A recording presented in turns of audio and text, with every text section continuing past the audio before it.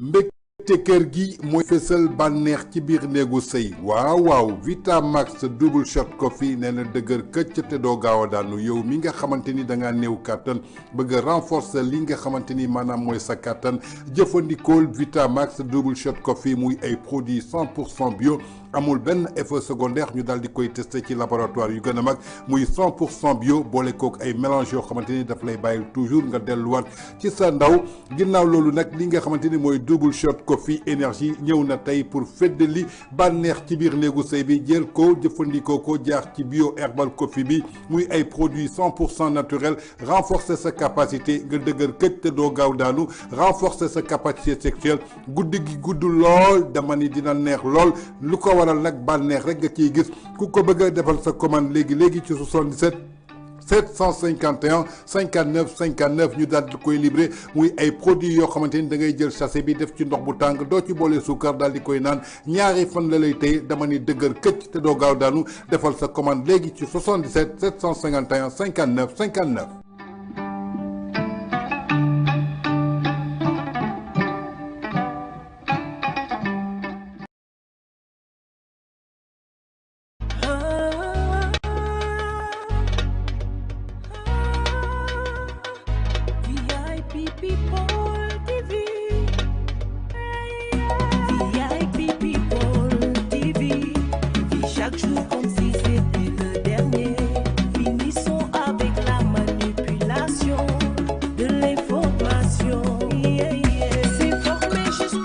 salaamaaleykum fidèle ami internetu VIP people mbégte ak bànneex saa su ne di ñëwaat ci biir plateau bi seen émission 4 sur table comme ni ñu koy defee mercredi bu jot waxtaanee tolluwaay réew mi jëm ci langue politique bi waaye tey nag ma daal ci ànd ak nga xamante ne mooy Cheikh Danfara moom nag kenn dootu ko présenté si bi nga xamante ne mooy ci biir kër gi Cheikh maa ngi lay nuyu di la ziar di la wax dalal ak jàmm si sa biir kër. Ndefaat ñu ngi lay ziar di am mbégte ak contentement ci invitation bi ñu defal ñu mën a wax suñu xalaat ci tolluwaay réew mi. di leen sant di leen gërëm bu baax a baax. di nuyu le doyen mi nu bokkal plateau bi di rafetlu liggéeyam ak engagement bi mu am ci réew mi ci taxawaayam ci prise de position yi muy am di ko def de la manière la plus désintéressée possible. di nuyu aussi waa département Guédiawaye bi nga xamante ni fa lañ bàyyi ko di jël nuyoo bi di ko teg ci loxol njabootu politique président Lat Diop di ñaan yàlla mi dara teewul fa mu ne suñu borom jëlee ko fa ca na mu gën a gaawee. parce que jàpp nañu dañ ko jàpp ci jàppin goo xam ne teguñu ko ci dara. te boobu ba tey mënuñu ko àtte. bu dee la ñuy wax yor nañ ko nañ ko àttee yor na def liggéeyam bu dee yoruñu lañ ko àttee nañ ko bàyyi mu dellu këram parce que njabootam soxla nañ ko njabootu politique am soxla nañ ko département Guédiawaye soxla nañ ko waaw di la sant bu baax ci invitation bi jërëjëf. merci beaucoup Cheikh di la jaajëfal bu baax a baax ci sa disponibilité à chaque fois rek bu ñu ko soxlaa dee daal di ñëw partager ak li nga xamante ni mooy daal di xew ci réew mi comme ni mu ko waxee rek mu daan ciy feggoo ki nga xamante ni mooy temps di suñu doyen comme ni ma koy waxee à chaque fois rek mbégte ak bànneex laay am su may partager ak li nga xamante ni mooy moom plateau bi émission 4 sur table bi ñu def mercredi bu jot temps maa ngi leen nuyu di la ziar. waaw Ndeye Fatou am mbégteeg bànneex dellu soit di la nuyu di la ziar di nuyu tous les téléspectateurs yi ñuy seetaan à travers VIP People TV di nuyu aussi sama co-débatteur di sama frère Cheikh Danfara ñu xam ko ci taxawaayam ci posture am ci détermination ambition gëm Sénégal gëm li mu gëm di ko xeex muy lan mooy liberté nag yaakaar naa ni ci lépp la tànku ginnaaw nag bi nga xamante ni tey jii dañu war a toog fii waxtaan ak jàkkaarloog askan bi donc ça fait toujours un plaisir dellu soit di bokk ak moom plateau bi. mu nekk xamante ne plaisir boo xamante ne ñun ñëpp ci biir plateau bi dañ koy daal di partager ndaxte li nga xamante ne mooy daal di xew ci réew mi ñi nga xamante ne ñooy askanu Sénégal war nañoo mën a xam li xew ci réew mi moo tax à chaque fois rek duñu tàyyi benn yoon di ñëw di waxtaan tamit di teg sur la table li nga xamante ne mooy daal di xew ci réew mi amee internet VIP people waxtaan bi nag dañ koy daal di dooree ci li nga xamante ne nemmeeku nañ ko tey ci suba gi ci li nga xamante ne moo sokkeekoo diggante mbirum Badara Gadiaga ak ki nga xamante ne mooy Amadou Ba ba tey sax ñuy wax ku mel ni Badara Gadiaga gis nañ démb mu daal def benn vidéo di wax que ne dañ koo daal di convoqué tey waaye ñu gis convocation bi tey mu jur mbooloo mu bari bu takk boo xamante ne dem nañ doole ji ko mais Cheikh démb bi nga gisee li nga xamante ne mooy vidéo bi mu daal di koy def di wax que ne dañ koo daal di woo tey qu'est-ce que tu t'es dit que ne est-ce que amul leneen loo xamante ne li suñu premier ministre waxoon mooy daal di suivre rutam boobu ak léegi. moo d'ordre bu bees bi effacé mais comme j'ai l'habitude de le dire l'effaceur risquerait d'être effacé par ses propres mots. Tout d'abord nga mel ñu rendre hommage Badara Gadiaga. di ko encourager di ko féliciter ci taxawaayam ci liggéey bi nga xamante ni mu ngi koy def ngir Sénégal. donc dafa bokk ci voix dissonante yi dafa bokk ci voix discordante yi nga xamante ni dañuy participer au rayonnement de la démocratie. ñooñu dama gëm ni dañ leen war a protéger moom moo soxla woon ay lanceurs d'alerte moo soxla woon ay nit yoo xamante ni mën nañ teewal Sénégal taxawal Sénégal loolu dafa nekk benn mbir moo xam ne je tenais à le signaler beneen aspect bi ki nga xamante ni jàpp nañu nee nañ amul lijaasa kooku moo mën a tenir tête benn entité boo xamante ni nee nañ c'était composé de plus de 4000 cadres fu 4000 cadres nekk benn waaye joo xamante ni nee nañ amul bétal kooku moo leen mën a wax loo xamante ni mënuñu ko dindi kon xamal ni carence intellectuelle am na ci réew mi xam nga ndax dégg nga li ma nekk di wax ki nga xamante ni nee nañ lijaasa bi gën a ndaw ci lijaasa yi nga xamante ni bokk na ci réewu Sénégal kooku mënu ko am moo mën a tenir tête tenir en asphyxie tenir en haleine toute une entité composée de 4000 cadres entité boobu transformé wu tey nekk le gouvernement nekk un régime yor xam nga na laa ko mën a waxee cellule communication primature am cellule communication assemblée nationale am cellule communication le gouvernement proprement dit l'exécutif am cellule communication benn waay boo xamante ni nekkul député nekkul ministre nekkul directeur kooku moo leen mën a wax ay bal yoo xamante ni ça peut déranger toute une nation tey ñu ngi wax tey ci baccalauréat bi ñu jógee avec des résistants yoo xamante ni foo ko nattu weesu na ko c'est-à-dire que amuñu sax temps parler de l'essentiel dans ce pays on parle d'une personne pour vous dire quoi ils n'ont pas de programme ils n'ont pas de vision kon tey mention spéciale à Badara Gadiaga loolu moo nekkoon li nga xamante ni on tenait à le partager avec vous en dehors de cela bu ñu ñëwee tey ci li nga xamante ni lañ ko woo dañ jàpp ni tey la liberté d'expression dafa nekk tey benn mbir moo xamante ni dañ koy nappaaje te malheureusement c'était une loi boo xamante ni c'est garanti par la constitution sénégalaise à travers son article 8 doomu aadama bu nekk am nga sañ-sañu di dem ak di ñëw di wax sa xalaat ci tolluwaayu réew mi tey bu ñu wax nag la constitution mooy sart ndey réew mi nga xamante ni ñun ñëpp loolu moo ñu tënk bu dee julliti tey dañu tënkoo ci alxuraan ni chrétiens yi tënkoo ci bible képp ki citoyen sénégalais sart ndey réew mi nga xamante ni ci la ñu tënk mooy la constitution moo ñu consacrer cette liberté moo ñu consacrer ce droit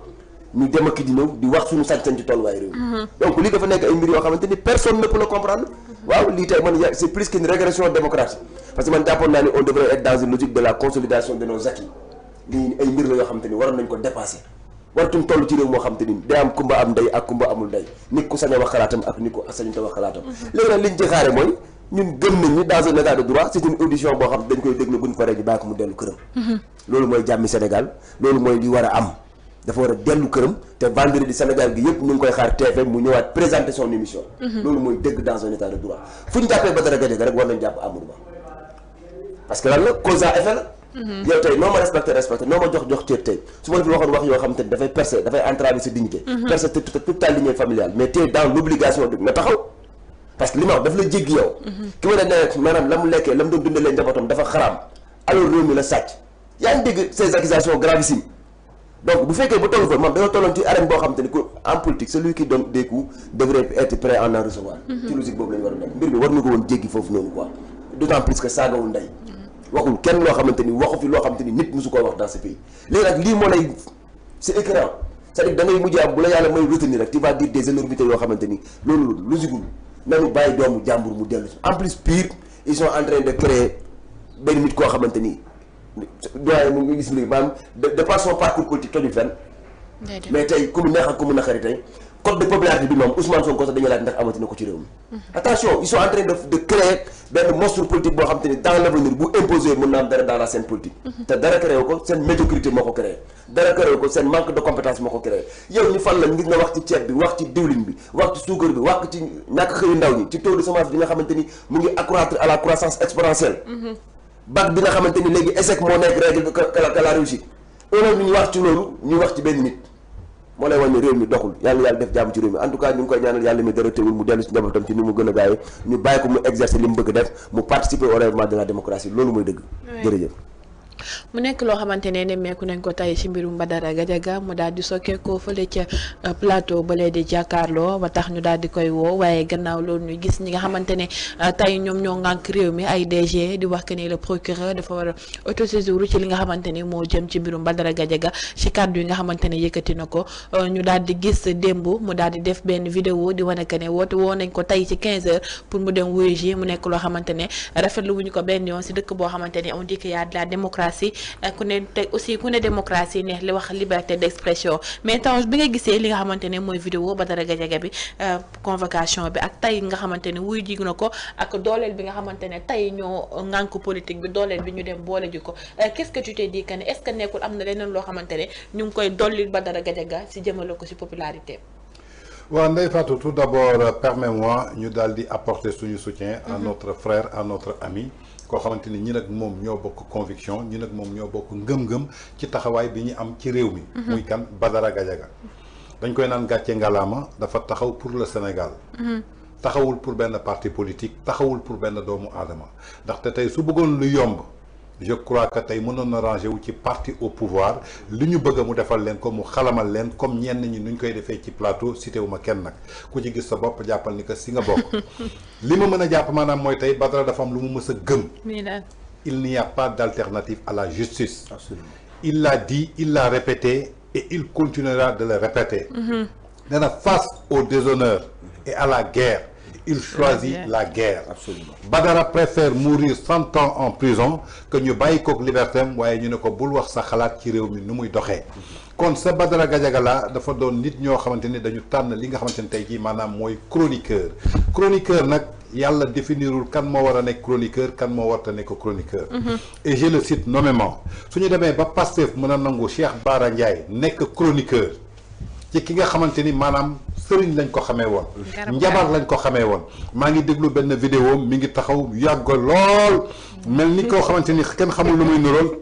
ma dégg mu ne ko bés buñ ko reconnaître woon dooleel ko jox ko ay moyens moom Cheikh Bara Ndiaye mën na yokk dundu doomu aadama li nga xamante ni yàlla rek lañ ko jox. Allahu akbar. nee na kenn dootul dee à l'âge de 53 ans fii ci Sénégal Cheikh Bara Ndiaye moo ko wax de waxuma ko. Allahu akbar. nee na moom suñ ko dooleeloon képp koo xamante ni tey jii 53 ans nga am mën na yokk sa at 20 ans muy 73 ans ngay soog a dee Cheikh Bara Ndiaye moo yëkkati loolu dama koy teg ñu dégg ko. xam-xam bi ma la wax nii. man bu ma joxoon moyen reconnaître ma tuuti ma ànd ak sama collègue yi ma am. man mën naa jëlee nit ñi ci dund juróom fukki 53 ans yóbbu leen ci 73 ans. li nga xam ne soxal na leen sax dina raar lool nga gis nit ku faatu lu dul accident ci 53 ans parce que mën naa nekk boo génnee fii nit du dee mukk te amul 80 nangam. kon su ñu demee ci réew boo xamante ni mën nañu permettre kii nga xamante ni ci lii lañ ko xamee. muy wax lii tey moom mu mën a nekk chroniqueur ci plateau de télévision di wax xalaatam ci réew mi. à plus forte raison que Badara Gadiaga. su ñu mënee permettre lu toll ni solution TV saa njóogu boo xamante ni comédie musicale lañ ko xamee woon nepad musical ci wal fajiri maanaam di reetaanloo nit ñi di bégloo nit ñi tey kooku di joxe ay chronique di wax ay position tey jii ci réew mi Soyibou pareil ñoom ñu mën ko nangu te saa yu ñu waxee ñu tàccu leen ñu ne pourquoi Badara Gadiaga di nekk un chroniqueur donc je crois que tey jii li ñu gis fii dafa doon loo xamante ni c'est déployable xanaa mooy lan parce que réew balaa nga koy laaj day faatu da ngay xam lan mooy réew parce que réew dafa am loo xamante ni moo ko tënk muy charte du fondement du constitution mu doon une république Absolument. da nga war a xam lan mooy réew nga soog a laaj réew mais soo laajee li nga xamante ni xamoo ko soo ci ñëwee ay jaaxum ngay def la convocation de Badara Gadiaga à la cybercriminalité damay posé wu benn question rek di ko laaj boroom xam-xam yeeg ñi jàng droit magistrat yi un débat télévisé débat politique ku nekk xam na ni que diggante un acteur politique et un chroniqueur ce sera toujours un débat agité mais lan moo koy répondre idée contre idée idéologie ngay indi défendre say convictions défendre say principes défendre say nit chroniqueur bi aussi défendre li nga xamante ni moom la gëm pour askan bi mu teg ko lu ci yoonu justice wuti les convocations que tu viens de voir concernant Madiambal Diagne Badara Gadiaga fan la jógee le vendredi 4 juillet émission Jàkkaarloo TFM bi nga xamante ni ça fait presque 10 ans mi ngi exister toujours le débat a été contradictoire sur le plateau le débat a été toujours contradictoire par rapport sax chroniqueurs yi nekk ci kaw plateau bi diggante Bouba Ndour Malal Der bi nga xamante ni mooy présenté Badara Gadiaga ba ñi si ne woon ñoom Charles Faye ba tey gisatuñu leen ci le débat a été toujours contradictoire mais ca njeextal ba lan lay jeexee maanaam idéologie conviction détermination ba sénégalais bu doon seetaan am lu mu ci jëriñoo kon suñu remarqué ci débat ñu gis député élu par le peuple mu porté casquette vice-président de l'Assemblée nationale du deuxième institution au Sénégal ñëw ci plateau ñi koy xaar ci ay solution ginnaaw bi ñu dawee ci ginnaaw pouvoir pendant fukki at di ko xaar ci ay problématiques yu am Sénégal tey yan jéego la ci indi ak tey lii di problème mu justice bi yan jéego la ci indi moom mu ñëw di def ay attaques personnelles il faut que ñu delloo buum ca mboy ga bu ñu yem rek ci kàddu yi attaque personnelle weesuwul tey jii nga tiim un chroniqueur nga war a wax ci loo soxal sénégalais yi nga ne ko yow da nga falsifier sa diplôme da nga doon liggéey da nga doon sàcc xaalisu Sénégal mais c'est faux même su dee dafa falsifié diplôme am ñu jël ko ci biir bërëb ba mu fay liggéey weer bu dee ñu fay ko sàccul xaalisu Sénégal ña xam la fa jëlee parce que mi ngi doon xëy di jël transport am di servir société boobu ana sàcc fan la sàcc yàlla Sénégal c'est-à-dire que parfois dañuy wax te duñu xam lu ñuy wax ba ca topp moom moo indi affaire éthique ak moralité ci kaw plateau bi c'est pas Badara Gadiaga parce que éthique ak moralité pour ñu wax ko foog nga xam lan mooy éthique ak lan mooy moral mais gàcce nga ma Badara Gadiaga wane na ne que tey am na éthique am na moralité parce que c'est un citoyen sénégalais sa Badara Gadiaga Badara Gadiaga le citoyen sénégalais bi nga xamante ni tey jii justice daf ko wóolu dafa préférer répondre à cette justice malgré jotul convocation simple appel téléphonique la jot ni mu ko waxee décrire ci lieutenant Diallo tey su ko neexoon ne du ma wuyi par une simple appel téléphonique da nga may yónnee convocation moom Badara Gadiaga dafa ne sama justice su réew su ma soxlaa damay dem wuy ji parce que il est républicain il a montré aujourd'hui qu'il est un vrai patriote contrairement ak ñi nga xamante ni indil nañ leen convocation ñu taxaw nee nañu du ma wuy ji sama justice su réew contrairement ñi nga xamante ni tey justice bi day décider daal di trancher ñu taxaw di attaquer justice bi contrairement ñi nga xamante ni démb justice da leen soxla ñi naan ay ndaw ñi génn leen ñëw leen ñu def lii dañ ma bëgg a sacrifier dañ ma bëgg a rey dañ ma bëgg a tere dem candidat dañ ma bëgg a def ni Khalifa Sall dañ ma bëgg a def ni Karim Wade alors que da nga waroon simplement dem wuyu ji justice indi say ay preuve ci liñ lay tuumaal nga ne lii ak lii la loolu lañ doon xaatim kon contrairement à ce que Badara Gadiaga a fait aujourd'hui damay laaj lan mooy yoonu justice pour mu mën a trancher ci débat politique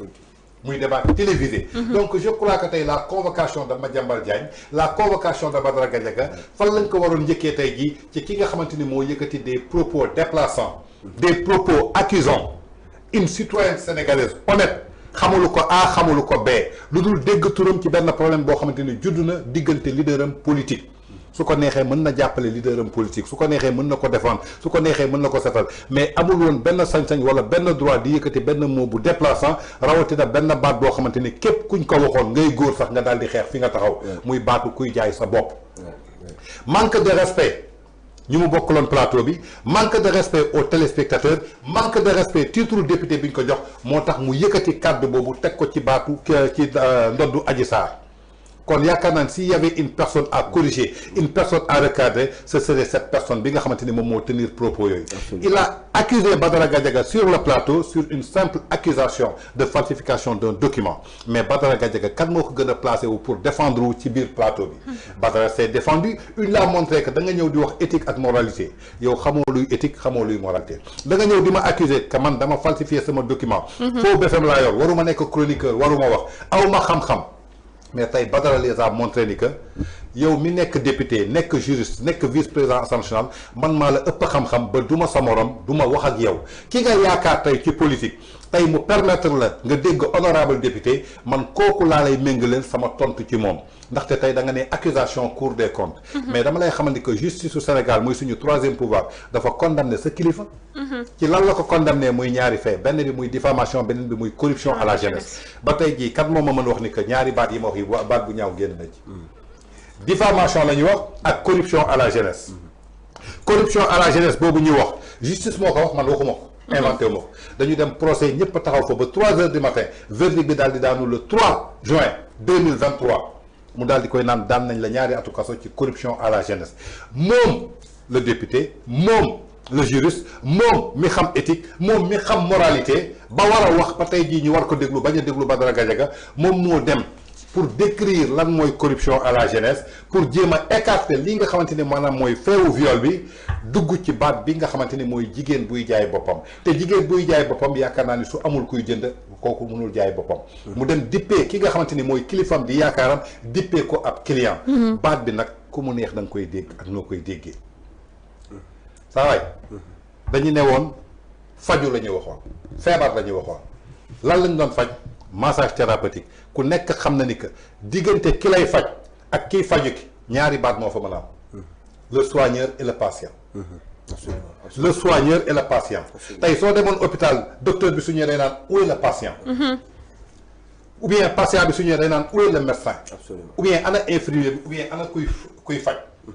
est-ce que foofu baatu client dafa nekk ak baatu prostituée kon su indee kooku fi nga xamante ni dañ ñëwoon bërëb bii kat bërëb bu am agrément la bu ñu certifié état reconnaître ko ñu war a def li nga xamante ni moo jëm ci wàllu massage thérapeutique maanaam képp koo xamante ni da nga am ay douleur lombaire kooku war na la mën a faj yaakaar naa ni foofu suñ fay yëkkati ay baat ñaari baat laa faroon dégg tey su ma ne woon juge bi dafa ne kat Adji Sarr était la soigneuse ki fa ñëwoon était le patient kon yaakaar naa ni coowul dégg fii mais dafa détourné wax ji yóbbu ko ci baat bi gën a ñaaw muy kiy jaay boppam di prostituée jël leaderam nee na dañ ko définir comme un client ce qui est faux et archi faux.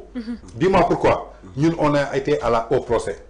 jusqu'à 3 heures du matin amul benn yoon bu ñu déggee muy juge di greffier di procureur di avocat ba ci ñun doon plaider kan moo fa tudd ñaari baat yooyu kon pourquoi mu indi ko ci plateau bi donc s'il y a une personne à convoquer s'il y a une personne à recadrer ce serait que le vice-président de l'Assemblée nationale Amadou Ba qui était sur le plateau moom mi takk ndombal tànk moom mi nga xamante ni tey il est représentant du peuple moom mi nga xamante ni tey jii dañuy jël xaalisu Sénégal di ko fay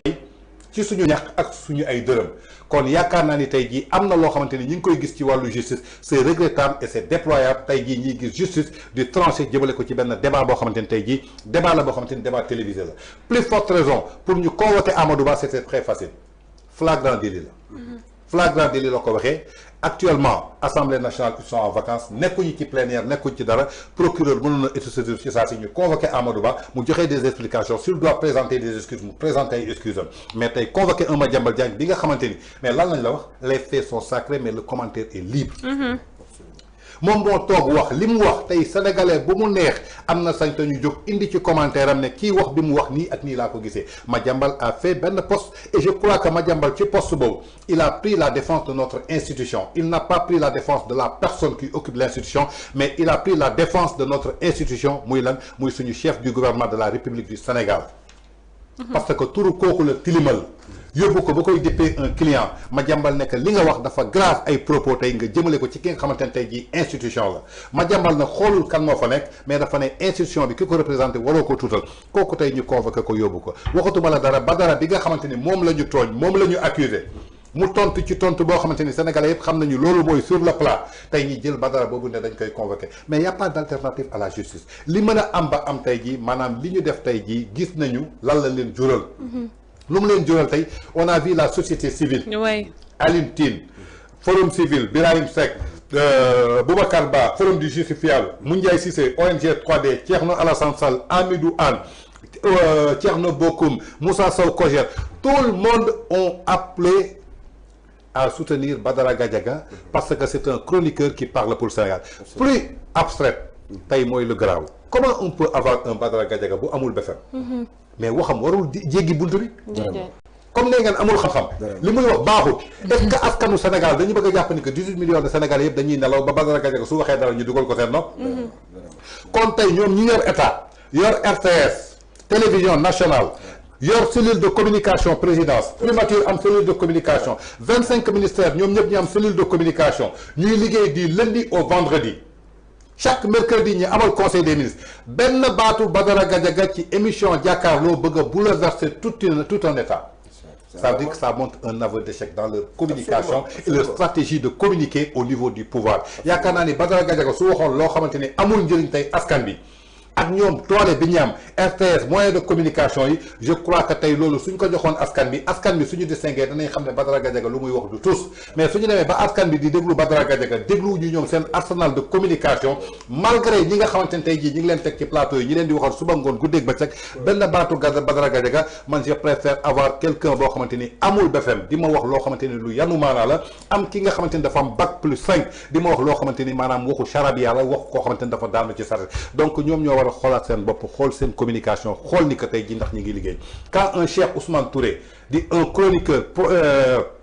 pro projet Pastef taxaw ne carrément lii ñu gis nii kat aveu d'échec la jëmale ko tey jii ci lii nga xamante ni mooy sortie bi nga xamante ni waa Pastef ñu ngi koy def un pas Assane Seck ku nekk xam ne c'est un chroniqueur un journaliste pro projet su demee ba xamal leen ni que tey jii benn baatu Badara Gadiaga ci vendredi boo xamante ni ça ne dure que 3 heures de temps ou 4 heures de temps tey mooy bouleverser benn communication boo xamante ni c'est tout un état je crois que tey jii war nañu xoolaat seen bopp donc je crois que lii yëpp lan lay firndeel maanaam mooy échec total boo xamante ni tey jii le nouveau régime am nañ ko par rapport ak li ñu doon jaay démb Sénégalais ci ay solutions on les attend sur des choses yoo xamante ne c'est plus avant on les attend sur l'indépendance de la justice mais ce qu'on voit aujourd'hui avec la justice police ak procureur am na yeneen mbir yoo xamante ni war nañ ko mën a dem seeti ji que lu dul di autosaisir ci des débats télévisés yoo xamante ni mu yomboon na régler xam nga mu yomboon régler ñoom am nañu instance du parti Amadou Ba est venu en tant qu'un cadre de Pastef nañu woo Amadou Ba ci seen biir cadre parti recadré ko par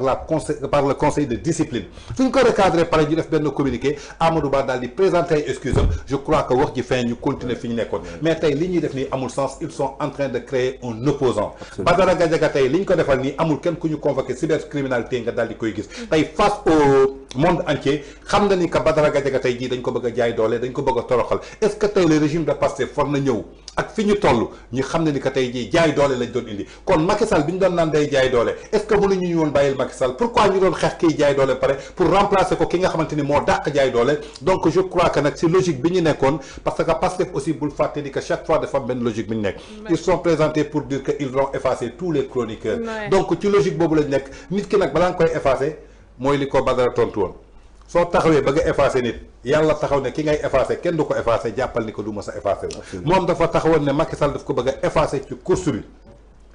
avec tous les moyens que Macky Sall avait et l'État est-ce que Macky Sall a réussi pour l'effacer si Macky Sall avait réussi pour l'effacer aujourd'hui il ne serait pas chef du gouvernement donc li ma ko bëgg a xamal mooy aujourd'hui ils sont en train de créer Badara Gadiaga ñoom ni ñu créé woon seen parti jàppee ko di ko tey jii maanaam ay victimes lañu ginnaaw bi ñu ko rajee fi nga xamante ni mooy fonction publique teewul dañ ko rajee en 2012 en 2025 tey mu ñëw nekk chefu fonction publique bi loolu waroon na ci am jàngat bu rëy boo xamante ni yàlla même su dee dañ ko jaayoon injustice tey yàlla fay na ko loo xamante ni tey jii ko ay moromam donc ci loolu la waroon sukkandiku jéggale jëlale liggéey Sénégal ñu bàyyi li ñuy def nii donc je crois que li ma ci jàpp rek maanaam mooy lan Badara Gadiaga on va l'auditionner déglu ko bàyyi ko mu dem ñibbi këram loolu dama la koy garantir fii Badara dafay ñibbi léegi dans quelques instants di nga dégg Badara Gadiaga ñibbi na këram parce que y a aucune alternative boo xamante ne tey mën nañu jàpp Badara Gadiaga tey suñu nammee jàpp Badara Gadiaga rek jàppal ni que Amadou Ba aussi dañ koy jàpp ñoom ñaar ñooy bokk ndoo benn cellule parce que loolu la ñuy gëmee am nañu étiqueté am nañu indépendance la justice am na équilibre ku ci nekk ci ñoom ba ñu bokk ci ñoom xam na ni les propos tenus par Badara Gadiaga et les propos tenus par Amadou Ba ce sont les propos de Amadou Ba moo gën a nuru insulte Badara n'a jamais cité d'insulte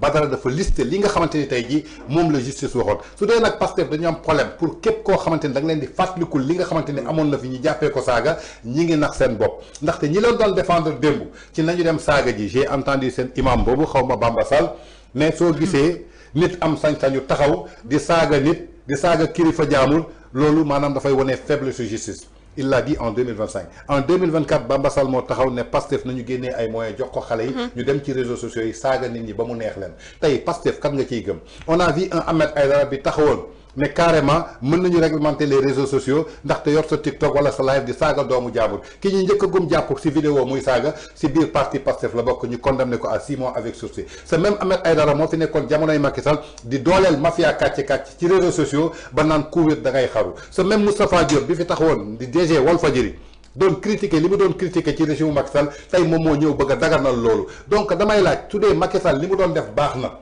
pourquoi ñu doon xeex Macky Sall parce que su ne tey jii régime bi dañu war a àbb 2 ans wala 3 ans ci pouvoir u Macky Sall mais Cheikh Ousmane Touré wax na leen ko Macky Sall nekk na fi président ba 2021 nit ñemew ko song nit ñemew ko laal parce que c'est un homme d'état balaa muy laaj état dafa xam état dafa rampe jaar ci état jaar ci poste boo xamante ne ay poste stratégique la bu état mu soog a egg ci état donc ce qu'on a vu aujourd'hui concernant Badara Gadiaga li ma ci mën a jàpp rek mënoon na ñàkk am na yeneen priorité yu ñu waroon toppatoo il y a beaucoup de choses yoo xamante ni ñoo ëppal solo Sénégalais yi que nekk di convoquer nit ñi de gauche à droite tey soo xoolee depuis l'arrivée au pouvoir ñaari ministère ñoo dox communication justice ministère de la communication le ministre est là pour di rey ay maison de presse pour bafouer lii nga xamante ne mooy liberté de presse nag ki la ko bëgg a xañ maanaam mooy mi ngi néewal démocratie justice bi nga xamante ni toujours moom la ñuy utiliser autosaisine du procureur mandat de dépôt il y a combien d'arrestations Abdou Nguer lan lay def ci kaso bi Moustapha Diakhaté lan lay def ci kaso bi Bachir Fofana lan lay def ci kaso bi on se dise la vérité et tant d'autres yoo xamante ni purgé nañu seen peine ba génn tey jii donc ñaari secteurs yooyu la te secteurs yooyu tey jii ni nga gis ni ñuy doxalee lenn rek nga ko mën a joxee benn signe mooy ki nga xamante ni dafa bëgg a yóbbu ci réew mi ci réew li nga xamante ni maanaam mooy régime totalitaire di régime dictateur alors que nag nañu xam ne Sénégal dañ ko tabax mooñaale ko ci li nga xamante ni mooy base fondamentale de la démocratie ils ont beau arrêter des gens ils ont beau intimider des gens ils ont beau bafouer les libertés d'expression et les libertés de presse mais toujours la démocratie restera debout ici au Sénégal gisaguñu kan moo ñu mën a dindil démocratie bi nga xamante ne moo nekkoon miroir du Sénégal à travers l'Afrique Ndeye Fatou ma bàyyi Cheikh mu développé. lu am solo nga wax il va falloir que ñu fàttaliwaat nit ñi li nga xamante ne moo xewoon ci plateau ba jàkkaarloo ba tey mu jur ay convocation yu bari démb Madiambal Diagne au moins sax jëm nañoo rectifier mbiru Madiambal ba daal di koy bàyyi mu ñibbi espérons que tey comme ni ko Tange waxee ki nga xamante ne mooy Badara Gadiaga lu daal di ko bàyyi ñibbi mais Cheikh tey bu ñu gisee ñu ne Badara Gadiaga convoqué nañ ko si même suite bi ñu gisaat ku mel ni Amadou Ba ñu ne aussi convoqué nañ ko est-ce que nekkul tamit dañoo bëgg a woowaat waxtaan jëmale ko si ñaar ñooñu par kàddu yu ñagas yi nga xamante ne jugari woon nañ fa buñ fàtte ne que ne bii moo nekkoon seen deuxième affrontement boo xamante ne amoon na diggante ñoom ñaar ci plateau jàkkaarloo. man bu doon maay Amadou Ba je n'accepterai pas d'être tout simplement l'agneau du sacrifice. je vais dire le pourquoi. moo fi porté woon loi d'amnistie interprétation. lu mu ci jëlee. defet moo fi porté woon su ma juumalee ci weeru koor bi dem ci Badara Gadiaga di porté combat bi. lu mu ci jëlee. defet bi mu débattee vendredi bi passé lu mu ci jëlee. gàcce c'est-à-dire que si tu refuses ton propre combat on fera de toi le combattant d'une cause qui n'est pas la tienne. gis nga Amadou Ba moom muy wax maa ngi dégg mu ne li mu liir ci livre bu nu mayoon Badara Gadiaga 5 existences yu bees du ko liir kon donc naam laa ñu ne am na xam-xam. c'est-à-dire que dafa am projet de carrière am na xam-xam démb mu ngi doon dund tey mu ngi am ci lu mu nekk te bu subaa war na am ci leneen lu mu nekk ba pare dafa am njaboot c'est-à-dire que combat yi muy porté na xam tenants yi ak aboutissants yi. fii la toog ci plénière bi la suñu papa jooju génn na ko li nga porté loi bi baaxul interprétation ñu ko bindee baaxul ñu koy corriger. sur un juriste. donc dafa nekk ay manquements yoo xam te man jàpp naa ne bu demee bay porté combat ba mooy cellule de communication bi ñoom seen biir waxtaan nañu mu relayer information noonu la war a demee. nekkul moom mooy xëy rek baaxu boppam wala am xalaatu boppam. desaat na beneen su ma juumulee mooy rabat d'arrêt bi Ousmane Sonko moom moo ko porté waat donc moom combat yi mu fi porté gum yëpp da ko perte pour l'instant est-ce que moom war na fi nekk di porté ay combat d'autrui nan la ñuy wax le député du peuple askan bi moo ko yónni yàkkamti ko moo xam député xaw ma Thiès la moo xam fi mu doon waa gox googu nañuy yeewoo nañuy ndékkee nañuy añee loolu lañ koy xaare mais est-ce que dafa war a nekk di porté ay combat wu Ousmane Sonko est-ce que dafa war a nekk di combat di porté ay combat wu régime est-ce que dafa war a nekk di porté ay combat wu Pastef c'est-à-dire que parfois man dama xamul ndax dafay jum ci fonction bi ñu ko jox wala dafa xamul ay prérogatives sur un juriste si koo xamante ni il n'est pas censé ignorer la loi moom nee na xam na yoon léegi bu dee koo xamante ni xamul yoon amaana njàngam soriwul kooku moo ko mën a tenir nii nga xamante ni dëkk bi problème am na wax ji du léegi doyen dafa wax ju am solo mooy tey ji cause à effet la baatu prostitution moo fa amul woon place kan moo fa yëkkati baat boobu noonu Amadou Ba moo ko fi yëkkati kon leneen lu ñu ci tege rek interprétation bu ci nit mën a defi moom moo ko may bresse bi nga xamante ni nit mën na wax kàddu googu noonu c'est-à-dire dafa dem ba nga xamante ni amatul dafa nekkoon à court d'argument dem na ba dënn bi tàng na bëgg na humilier sa waay wax ko loo xamante ni dafay percer xolam sa waay yàlla may ko maturité mu maîtriser li mu nekk di wax ànd ak dal man Badara jour boobu noonu il m'a surpris parce que man bu doon man la moom wax dëgg fa ne yàlla moment boobu noonu xam naa ni bu gàttoon ba gàtt dinaa wax baat boo xamante ni xëy na émission bi fa la yem kon maîtrise boobu bi mu am ci moom ba mën koo déglu ba mën koo recadrer da ko te maam saa da ko tubaab di waxee da ko dóor contre le mur bu ko gis ci doguma la waaw gis nga ñaar soo ko boolee da ngay am maîtrise muy intelligence ak expérience absolument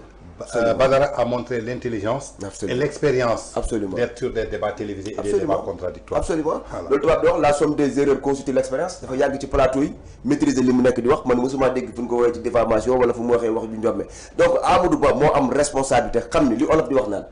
borom baati càkk du xeex ak borom baati neen tey bu ñu waree yedd Amadou Ba la ñu war a yedd Badara ñun yónni wuñ ko yorul mandat liggéey wuñu amul benn instance boo xam te ni Sénégal moo koy fay bu weer deewee am yéene boppam am combat bi muy porté jàpp ni dafa war a jël position ci situation réew mi kooku suñ ko dooleel suñ ko xam di ko olof di waxee delloo njukkal amul leneen loo xam te ne war nañ ko wax Amadou Ba moo war a xam dayoom xam personnalité am xam responsabilité am xam fi ko sénégalais yi di xaar c'est-à-dire que il s'est rabaissé en voulant humilier son adversaire il s'est humilié yemu ci dafa humilier toute leur entité seen kilifa bi nga xamante ni moom la ñuy wax l'omnipotent l'omniscient l'omniprésent il l'a humilié bu fekkee ni kooku ci dayoo duñ ko yàpp ci kilifa gi mu war a taxaw ak mandité bi mu war a am ak dayoo bi nga xamante ni réew mi tax na ko kooku moo mën a fréquenter nga baal ma ci kàddu gi ab caga mais bërëb boobu boo fa demee ñu jàkk ji nu ñuy wax du jullit yaa fay dem église bi du ñeen ñoo fay dem bërëb yooyu ku fay dem dafa am nu ñu koy wooye dafa am baat bi nga xam dafa am jargon boo xam moom la ñuy utiliser client moo fay dem mais à part naa fekk deful leneen lu dul interpréter analyser les faits li waa ji wax na def ma def une déduction bu fekkee ne Adji Sarr caga la rek kon Ousmane Sonko client la woon mais loolu dafa nekk loo xam te ni c'est des faits factuels loolu on n'a pas besoin ñu am master en droit wala ñu am DEA en droit c'est des choses yoo xamante ni 1 plus 1 égale 2 la xale bu jigéen bi day jaay boppam kër gu ñuy jaayee suñu bopp la kon képp ku fa def dañuy jàpp ñay jaay seen bopp moo la fa tax a jóg donc amoon na beneen baat bu gënoon teggi ne beneen baat bu gënoon orma boo xamante ni moom ci dayoom ak fi ñu ko nit ñi di séentoo ak yar bi nga xamante ni gis nañ ko ci comportement am waroon na mën a utiliser des mots yoo xam ne un jargon boo xamante ni c'était plus adapté par exemple mënoon na wax par exemple xaw ma ni ko doyen di waxee ne bu ñu dem hôpital ñu ne diw c'est un médecin kii client bi la Adji Sarr xëy na bokk dafa nekk aide-soignant wala ñu am beneen baat bi ñu ko tuddee mais baat bi mu jëfandikoo loolu dama ko wax c'est-à-dire que dem na ba amatul contrôle ci moom bëgg na percer sa waay bëgg na ko humilier te intelligence bi waa ji am dans le cadre de la communication waaw c'est-à-dire que bu doon may bëgg rek moment boobu noonu c'est-à-dire bu doon man la bu doon man Cheikh Tidiane c'est-à-dire bu ñu ko dóoree doo compte bi naa ko da nga lekk alal réew mi nangam ak nangam la réponse était très simple c'est-à-dire que su may ñëwati man sama bopp si biir sac bi danaa andi lijaase bi teg ko ci table bi man pour man loolu question d'orgueil la man à mon niveau man dañ ko doon def man benn aspect bi nga xamante ni mooy topp na ko dóor contre le mur di ko dóor di ko waxloo bu doon man la xam naa ni baat bi benn baat laa fay jëfandikoo émission bi ca la yem kon yàlla bu ko amee maîtrise donc dañuy jàpp ni tey suñu amee kenn koo xamante ni war nañ ko yedd war nañ wax ak moom mais c'est Amadou Ba na xam lan lañ ko fale na xam compétence am na xam lan la ko sénégalais di xaaree mu bàyyi combat d'autrui yi muy porté del fàttali nem fàttali dana jëriñ aji gëm gi loi interprétative bi moo ko porté dafa voué à l'échec rabat d'arrêt bi moo ko porté dafa voué à l'échec beneen affaire bi nga xamante ni jëloon na ko fi maanaam combat yi nga xamante ni jàpp nañ ko yëpp ay carte appui la si jëli parce que combat bi mu waroon porté la porté wu nanu bàyyi doomu jàmbur bi ñuy singalee ba dara faluñu ko fayuñu ko weer bu dee faluñu ko député faluñu ko ministre askan bi la nekk di waxal jàpp ni war naa mën a wax xalaatam ci penc mi léegi la muy wax nag bu fekkee ni kooku boo xamante ni amul niveau amul compétence amul fonction moo mën a def une éveil de conscience sur une masse collective boo xamante ni Sénégal yëpp d'accord nañu li muy wax dëgg kon ñoom dañu war a xoolaat seen bopp mais aussi la gravité yi nga xamante ne mooy propos wu Amadou Ba bañ gis ay DG ñëw di wax que ne le procureur dafa war a autosaisir ci li nga xamante ni mooy propos wu Badara Gadiaga alors que Amadou Ba moo daal di wax Badara daal di réplique Amadou Ba a utilisé des propos déplorables xam ay baat yoo xamante ni sur l'espace public kenn du ko utiliser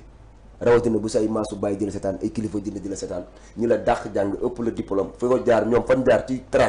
trajectoire yow jaaroo ci xaaj-xaajaat bi ñu toog jël c'est-à-dire moo tax télé baaxul c'est-à-dire boo toogee ci plateau bi jàpp ni yow li nga wax kenn xam ko ku du yow yaa ngi nax sa bopp par chef loolu moo leen doy dañoo dem ba jàpp ni ñoom loolu leen di xam-xam ñoo ko ëppale nit dégg nee naa ko man li ma lire ci livre bu ñu la mayaatoon 5 existences doo ko lire mais loolu c'est archi faux c'est pas vrai parce que moom na xam livre yi mu lire mais bu mu xam que le livre bu mu lire ak bu mu lire donc dafa nekk ay manquements notoires yoo xamante ni dafa di ay mbir yoo c'est des énormités léegi nag comme boo jëlee le cas de Waly Diouf Bodian nga jël le cas de Fadilou Keita nga jël seen yeneen directeurs yooyu maanaam mu ñëw dañ leen waroon dàq bu ñu nekkoon ci état bu sérieux laaj ma lu tax le pouvoir discrétionnaire dafa nekk loo xamante ni apanage exclusif président de la république la président de la république mënul fal nit ay directeurs taxaw ne ànduñu ci fal bi di wax seen mécontentement pare ci penc mi suñ ko waxoon ñu yàbbale ko ci conseil des ministres wala ñu wax ko en amont fi nga xamante ni à l'interne là ça pouvait se comprendre mais nga taxaw ci penc mi di ko kaas di fëgg sa dënd di dóor ci table bi kooku warul woon yendu parce que décret boobu noonu président de la république moo ko yor donc yëpp dafa nekk ay manquements yi nga xam ne dama ne dañu bëgg a gérer réew mi à travers ce qu'on appelle des verdicts populaires te réew mënuñu ko gérer ci verdict populaire parce que la masse n'a pas toujours raison masse bi yëpp mën nañu juum tey Badara mii nu bëgg a humilier tey taal nañ ko tey bu duggee kaso taal nañ ko bu ñibbee këram taal nañ ko bu duggee kaso gën nañ ko taalati nag kan moo ko taal parce que ñoom ñoo ko taal parce que Badara il pouvait passer inaperçu ñaata at mu ngi def ay xaw ma jàkkaarloo Badara kan la fi songu fi Macky Sall songu fi ma Samba songu fi ma Demba ci wax xalaatam de manière libre di ko wax te yàlla tax song def ba song TFM bi muy liggéey waaw song def ba songuy sundu mais duñu xoolaat mbir mi mais ni dañu bëgg a nekk ci réew moo xamante ni c'est-à-dire que nan laa la ko mën a waxee bëgguñu débat bu contradictoire mais réew mi ni ko yàlla bindee nee la sa waay jur bi nga xamante ni mooy joxe dépense ci kër gi des fois nga dégg gone ne paa bi dafa soof te loolu yaa koy jox mu lekk yaa koy jox mu naan sa biir njaboot bi nga jur mënoo ni nga bëgg ñëpp mel ñu noonu der ñu tàng xol am ñu xaw a sedd am ñu reew am ñoo xamante ni loo bëgg laataa nga ko wax ñu ngi ci xale yu la déggal léegi nag diversité boobu noonu mooy wane la perfection divine kamanillahi ñu ngi koy amee ci wuute gi mooy wane matub yàlla gi mais ñëpp mënuñu aligné wu ci Pastef ñëpp mënuñu d'accord ci lu Ousmane Sonko wax Ousmane Sonko mooy kan ba kenn du wax xalaatam ci réew mi est-ce que loolu nekk ci réew moo xamante ni kenn mënutul wax xalaatam soit tentative dañ lay saaga ndey mbaa ñu defal la 72 heures mbaa ñu lux mu say maam ci maam waxal la wax yoo xamante ni dañuy fen ci kaw bu ci suuf te ñu ne kenn du ko wax mais li moo nekk ay manquement dans ce pays léegi on va s'emporter par l'émotion on va dire des choses yoo xamante ni au risque yoo xamante ni mën nga ko regretter mais réew mi foog nga xam ni penc la dañ ko bokk bàyyi kenn moomu ko ndeyu kenn moomu ko et la loi lan la ñuy wax elle est d'ordre général et impersonnel loi kenn du ko tënk en fonction d'une personne duñ ko cousir en fonction d'une personne dañ koy tënk ci penc mi képp ko wàcc yoon ñu teg ko képp ku nekk ci dëgg bi c'est pas pour rien qu'on parle de l'état ñu lay wax le bâton et la carotte ku def dëgg maanaam ñu motiver ko neexal ko ku wàcc dëgg maanaam ñu teg ko ci dëgg loolu mooy li nga xam te ni mooy le principe de l'équité donc nag loolu moo nekk ay manquements yoo xam te ni foog ñu xoolaat ko léegi nag statut chroniqueur foog ñu xoolaat ko ci dëkk bi loolu on est en phase avec eux mais nag bayti sa wewu tànk certes bien ordonné commence par soi-même ci biir ñoom am na ci ñoo xam te ni bu ñu nekkoon ci état bu sérieux duñ toog ci penc mi du wax mais garabu si wax ci ban base lay waxee kooku ban xam-xam la mën a wax boo xam te ni nit mën na see jëriñu àdduna ak àllaxira te pourtant mu ngi wax parce que démocratie moo permettre loolu démocratie moo permettre maanaam bu ñu nekkee ci instance bi ki jàng ba am doctorat ki nga xamante ni mënul lire turam su koy waxee xalaatam diw mën a wax xalaatam lu voici les conséquences de la démocratie te ñun ñoo bëgg ni nous sommes un état libre et souverain kenn ku nekk am xalaatam ci réew mi war koo mën a wax mais mu ne ma liberté s'achève là où commence celle de l'autre il faut que ñu protéger les libertés des uns et des autres dans ce pays c'est anormal mais nag li olof di wax naan soo bàyyi lu dal sa mbokk nga ne sama yoon nekku ci bis bu la dalee ñu ne seen yoon nekku ci loolu moom ñu dal on les a laissé trop faire ñu jàpp ma Samba kenn waxul ñu jàpp ma Demba kenn waxul daneen dem bu ñun ñi ñëpp ci kaso ba lañ jëm ñun ñi ñëpp nañu wóor suñu benn tànk ngi ci biir suñu benn tànk ngi ci biir en plus li ci gën a naqari dañuy jàpp koo xamante ni il a dit moins grave bàyyi ki nga xamante ni il a dit 1000 fois plus grave dans un état de droit à l'instant T docteur Diallo ci kaso bi la ko war a fekk dans un état sérieux à l'instant T Azoura Fall ci kaso bi la ko war a fekk yooyu dafa nekk ay manquements notoires yoo xamante ni mënuñu ko accepter c'est écœurant dans un état de droit lii moo nekk ay manquements yoo xamante ni il faut ñu wax ko léegi da ngay dem sax plateau sa waa kër ñoo lañ ne ko wax bàyyi ko jaru ko dañ lay jàpp li ngay wax jaru ko li ngay waxal déglu woon c'est-à-dire askan dañ lay découragé yéen ñii daf leen investigation bi ñi ngeen daan invité 90% nangatuñ ñëw ay lay dañ lay jox damaa feebar damaa tukki damaa jàpp damaa nekk ci liggéeyu jàmbur parce que boo ñëwee à 90% mën nga bañ a ñibbi sa kër mais est-ce que dañoo war a nekk ci réew moo xam te nit day tiit ngir wax xalaatam est-ce que ci réew moom la ñu war a nekk ñu dictature rampante lañ doon wax mais léegi nekkatuñ ci rampante on est en exécution parce que liñ fi gis père Moustapha Diakhaté lay def ci kaso bi boobu sar na booy boobu Abdou Ndiaye lay def ci kaso bi Abdou Ndiaye lan la def lan la wax mais est-ce que lii war nañ ko nangu dans un état de droit léegi il paraît que sax waxatuñu ay waxu baatu diffamation ak yeneen yi enseignant bi mu diffamé woon ci loolu lañ ko téye fi mu toll dossier boobu lañ bëgg a teg sur la table léegi état mooy làkku ci derrière benn nit pour régler ay comptes personnels te xool trajectoire yi mooy demee Lat Diop dañoo làkku ci ginnaaw un certain Mohamed Dieng keneen ak keneen loolu la ñuy def duñu assumer lu ñu nekk di def c'est maanaam xoolal c'est malheureux le Sénégal ne mérite pas ça ñoom nañu dem ci li nga xamante ni moom la leen askan bi fale muy ceeb bi muy diwlin bi muy ñàkk xëyu ndaw yi muy taux de chômage bi nga xamante ni mu ngi gër mu ngi yëgin boo xamante ni foo ko natt weesu na ko 30 000 licenciés lañ fi créé chargé de mission lan lay liggéey nga xam ne réew mi ba tey ñu ngi jël chargé de mission nee nañ ñoom seen budget de fonctionnement moo ëpp doole téeméeri junni yoon seen budget d'investissement dans un état de droit maanaam tey bu doon 1000 francs la 750 yi ci fonctionnement lañ ko def juróom fukki lañ bëgg séddale 18 millions de sénégalais état boobu nan la mën a doxee est-ce que xam nga ni yaay booy Sénégal li ñuy wax les fonctionnaires ils tournent aux alentours de maximum boo ko arrondiree 170 000 arrondir ko 200 000 fonctionnaires état Sénégal loolu la engendré arrondi par excès 200 000 fonctionnaires nga jël le secteur privé arrondir ko par excès 300 000 fonctionnaires léegi que représente une population de 18 millions sur une population boo xam te ni ils ne font que 500 000 fonctionnaires maanaam ñoo xam bu weer deewee 500 000 personnes ñoo fi nekk xëy yoo xam te ni njort na ni bu weer deewee dañuy dem tàllal seen loxo banque ñu fay leen léegi ñooñu lan la ñuy dundee c'est le secteur informel mais voici les questions cruciales yi ñu war a teg sur la table ñu bàyyi débat de personnes yi nekk di def débat de bord de fontaine yi nekkee nan ko bàyyi di ñu waxal Ousmane Sonko Badara Gadiaga démb kan la Madiambal Diagne tey ma Ousmane Badara Gadiaga barkaati démb Azoura Fall barkaati démb Thierno Alassane Sall Farba Ngom jëlal nañu fi temps Lat Diop jëlal nañu fi temps mais lii ba tey Macky Sall moo waxatuñu ay waxam fu mu toll te saa yi bu ñu xëyee ci Macky Sall lañ nekk di wax mais yaay booy lii il faut que ça cesse il faut que ça arrête il est temps pour siffler la récréation moo tax nag ma gëm ni mos dem bi jot na léegi nag mos dem bi ban paramètre moo ñu ko mën a permettre mooy législative yi locale yi ñu jëm askan bi moo am une prise de conscience de manière collégiale ñu perte beaucoup de mairie ñu xam ni ñii équilibre des pouvoirs ñu mën a am mais à perte mairie dina des que dina possible puisque ñi nga xamante ne am nañ doole ci seen biir dëkk ku mel ni Farba Ngom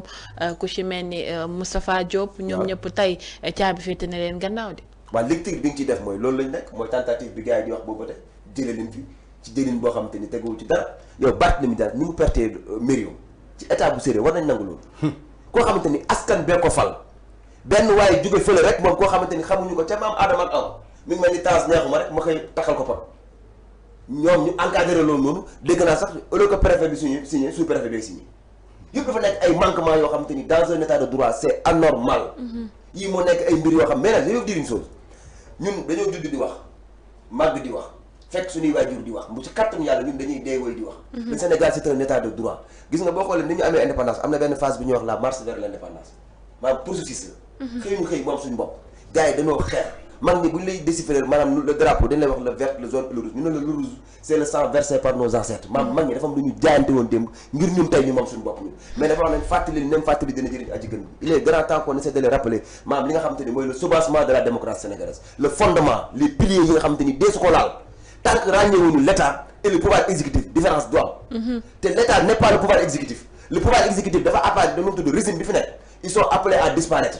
moo xam pour 5 ans la moo xam pour 20 ans la moo xam pour 50 ans la dañuy dem mais l'état demeure loolu la ñuy wax naan les institutions demeurent et les hommes s'en vont léegi nit ñi nga xamante ni ñooy incarner état bi suñu leen jëlee jox leen ay pouvoir yoo xamante ni dafa jéggi dayooyu nit mooy jur yi muy jur on est encore une fois en train de créer des monstres politiques des gens yoo xamante ni ils sont partout et nulle part à la fois mais loolu baaxul nous n'avons pas besoin de créer des monstres nous n'avons pas besoin de créer des hommes forts nous avons besoin tout simplement de créer des institutions fortes loolu mooy tax ñu mën a am équilibre des pouvoirs nit ñi dañoo mais tey yàlla na yéex yàlla naa ko nekk dee bu Ousmane Sonko xëyoon wàcc tey est-ce que tout doit tourner autour d'une seule personne tey bu xëyoon feebar bu xëyoon am ay carences wala mu xëyoon am ay manquements yoo xamante ni dans sa vie privée est-ce que léegi àdduna bi dafa war a taxaw parce que benn waay feebar la tey bu joxee wàccoon yàlla na yéex du tere dañuy ceebu jën nit ñi dañuy xëy dañuy wàcc loolu nguurub yàlla lay wane matul suñu borom lay wane gars yi nañ delloo ci seen xel xool trajectoire bi ñu jàll ñu xam ni lii ñu jot suñu borom moo leen ko jox nguur du xam-xam mooy tax nga jot ci du pexe mooy tax nga jot ci du xur fa xar fa mooy tax nga jot ci du ay moyens moo tax nga jot ci je vais donner 2 exemples bu doon ay moyens ak xam-xam Tanor Dieng dana nekk président Sénégal wut na ko ba na muy demee wuy ji boromam amu ko yàlla yàlla sa jër ma dem ci kawam suñu papa Moustapha Niasse xam-xamam kenn werante wu ko trajectoire am kenn werante wu ko wër na nguur ba na muy ba na mu nar a faatoo ji yàlla na yéex du dootul doonati président de la République du Sénégal Idrissa Seck entre guillemets il est sur la même trajectoire ay gone yoo xam te ni bi ñu créé seen parti ak bi ñu jotee nguur gi matul 10 ans d'existence kon nga xam ni lii mbirum suñu borom la baat na am na ci yaay une dose divine léegi cette dose divine là il faut que nit di ko interpréter di comprendre Bassirou Diomaye Faye ñun musuñu présenter programme musuñu wax ni bëgg naa nekk président koo xam te ni Ndiaga Niang bi mu ko bëggee gagné mënu koo gagné commune mënu koo gagné kooku la yàlla def tey nguur jox ko nguur gi loolu la ñuy wax naan garab bay doom ni pénc loolu bi du ko gis ba du ko war wama min daabatin fil ardi illa alallahi rizquha mu ne suñu borom mooy protéger doomu aadama ni mu juddoo ci berceau ba ni mu demee ci tomb léegi nag yooyu ñun bu ñu ko xamee moo tax dañuy féexal suñu xol xam nañu yàlla l'essence précède l'existence suñu borom ndogalam ya noppi na bu ñu yàq réew mi ngir yàlla war a suul dañ tegaat mbir yi fi ñu ko war a teg sénégalais ñu xam ne Sénégal doomu Sénégal la koy defar ñu tabax réew mi ngir l'intérêt supérieur de la nation buñu taal réew mi tàppat amu fi ñun noppi nañu joxe suñu bakkan ci dëgg yaa booy ñun noppi nañu dem 100 mètres ci dëgg xam nga la moom may métti man doon dugg ci combat wu jàmbur wala di wax lu ma maîtriser ba rëccale dugal ma ci kaso boo xam te damay wër ni fii damaa porté loo xam te ni xaw ma tenant yeeg aboutissant mais man quand je suis quitte avec ma conscience ma main sur le Saint Coran 20 ans de prison ça me dérange pas parce que dama gëm ni le tribunal de la conscience c'est le meilleur des juges nekk bi ngay nekk ci mbedd nit a ngi dox ci mbedd te moom la boppam nit a ngi ci biir kaso bi fekk moom la boppam ci tout se passe au niveau de la tête moom sa bopp ak ñàkk moom sa bopp ça se passe au niveau de la tête nit a ngi dox yor 4x4 di sol jesner voiture climatisée bureau climatisé fekk c'est un esclave dafa nekk à la commande d'autrui dañ koy defloo di ko toogloo di ko jógloo yàlla nañ ci yàlla musal ñun dañu am 100 francs suñu poche dañu moom suñu bopp dañuy laal suñu karaté naan suñu café am liberté de ton di wax suñu xalaat ci réew mi luñ ci góobee gar ko ça nañu respecté wante mu nekk lu am solo li nga wax si li nga xamante ne moo jëm respecté wante suñu biir ci li nga xamante ne moo ñu bàyyi ñu wax suñuy xalaat librement ndax Sénégal biñ koy tàbb dañ ko tàbb ci dëkk bi nga xamante ne boolu nañ ci dëkk yi ëppoon démocratie mais tey ci jamono ji ñu ngi naan démocratie réew mi fan la daal di dem mais tant bu ñu demee ba ku mel ni juge Dème di wax le naufrage de la justice sénégalaise se poursuit dans les plus grandes indifférences des autorités judiciaires du barreau ainsi que une majorité universitaire intellectuelle bien que la Constitution est confiée à la magistrature. Énième mission de gardienne des droits et libertés de certains magistrats semble aujourd'hui plus préoccupée, plus soutien au pouvoir dans la pression de la liberté d'expression et des voies de liberté. Tey ku mel ni juste dem yëkkati kàddu yi wax ko mu mel ni am na xool lu ko métti ci li nga xamante ne mooy daal di xew ci réew mi. bi ma liiree texte bi. dafay wax ni que le hasard n'existe pas. oui. raisonnement bi Cheikh Danfara def léegi. lépp ci biir texte su juge dem. xaw ma ndax comprendre nga wala comprendre.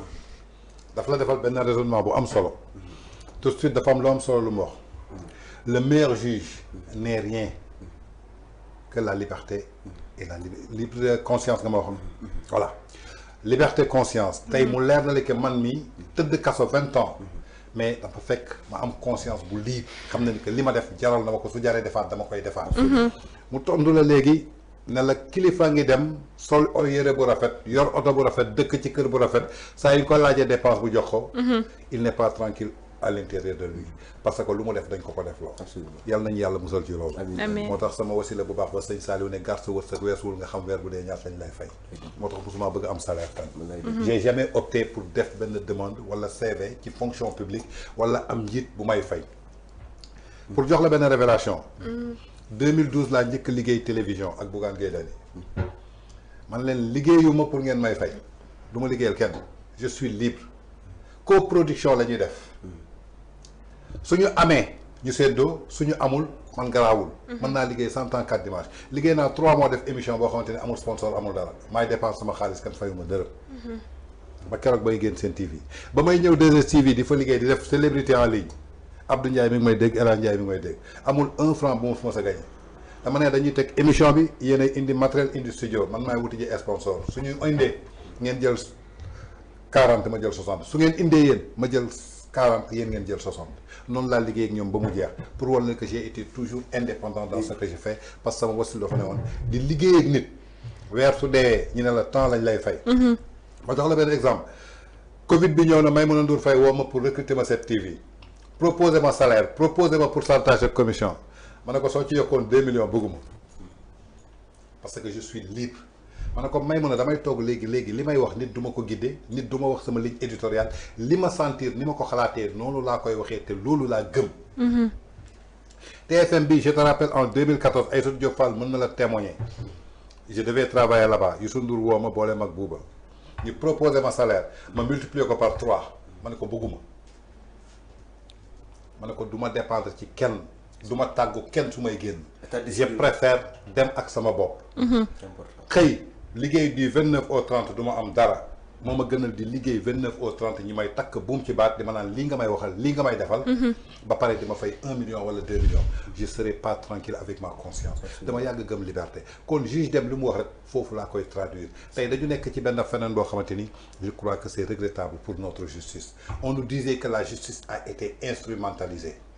bërki démb bi ñu jàppee Abdou Nguer dafa ne la justice a été ridiculisée fan la ñu jëm suñu demee ba nga xamante ni perte nañu suñu justice perte nañu tey jii suñu liberté d'expression liberté de presse est-ce que loolu tey réew la Sénégal dañ ko tabax ci ay fondements yu solides Sénégal dañ ko tabax ci ay bases yu dëgër de 1960 en passant par Senghor Abdou Diouf Abdoulaye Wade Macky Sall jusqu'au président Bassirou Diomaye Faye qui va quitter le pouvoir pour céder le pouvoir à d'autres personnes Sénégal ci lañ ko mooñaale waruñu woon toog ba 2025 avec ce nouveau régime tey egsi au pouvoir nee nañu dañuy bafouer lépp loo xamante ne dañ ko tabaxoon te loolu moo leen permettre tey ñoom ñu exister avec ce système balaa may dee ñu ne toujours c'est le système qui existe là alors que ñoom ñoo porté woon projet pour combattre ce système qui était le système c'était Macky Sall avec son régime egsi nañu au pouvoir Macky Sall n'est plus là lan la ñuy xaar pour changer système bi quand j'entends bërki démb le leader du PASTEF toog di naan toujours c'est le même système avec la magistrature di wax ak Cour suprême quand j'entends certains militants de PASTEF ñoom ñu ne war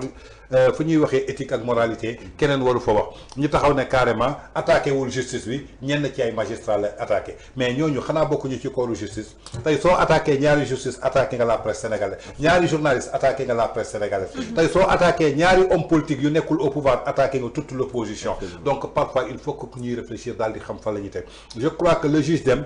nit la koo xamante ni dafa gëm li mu gëm bi mu ko gëmee nekk ci justice gis na ni que tey jii justice bi nu muy doxee ci instrumentalisé ak nangam dafa préféré tekki ndombal tànkam jël voix boppam tey nag yaakaar naa ne ñi doon xeex ci instrumentalisation justice waruñu dem ba tey jii justice bi ñu koy ridiculiser wax naa la ko sama tàmbali wax devant un débat public politique télévisé lan la ci justice di wuti procureur lan la ci wuti bay autosaisir ba ñuy convoqué ma Samba wala di convoqué ma Demba foofu bu mu amee rek dañu waroon poser un point d'interrogation jëmale ko est-ce que c'est la justice qui fonctionne ou bien est-ce que ce sont des hommes politiques ñoom ñoo bëgg a fonctionner la justice alors que justice dafa doon ay magistrats yu jàng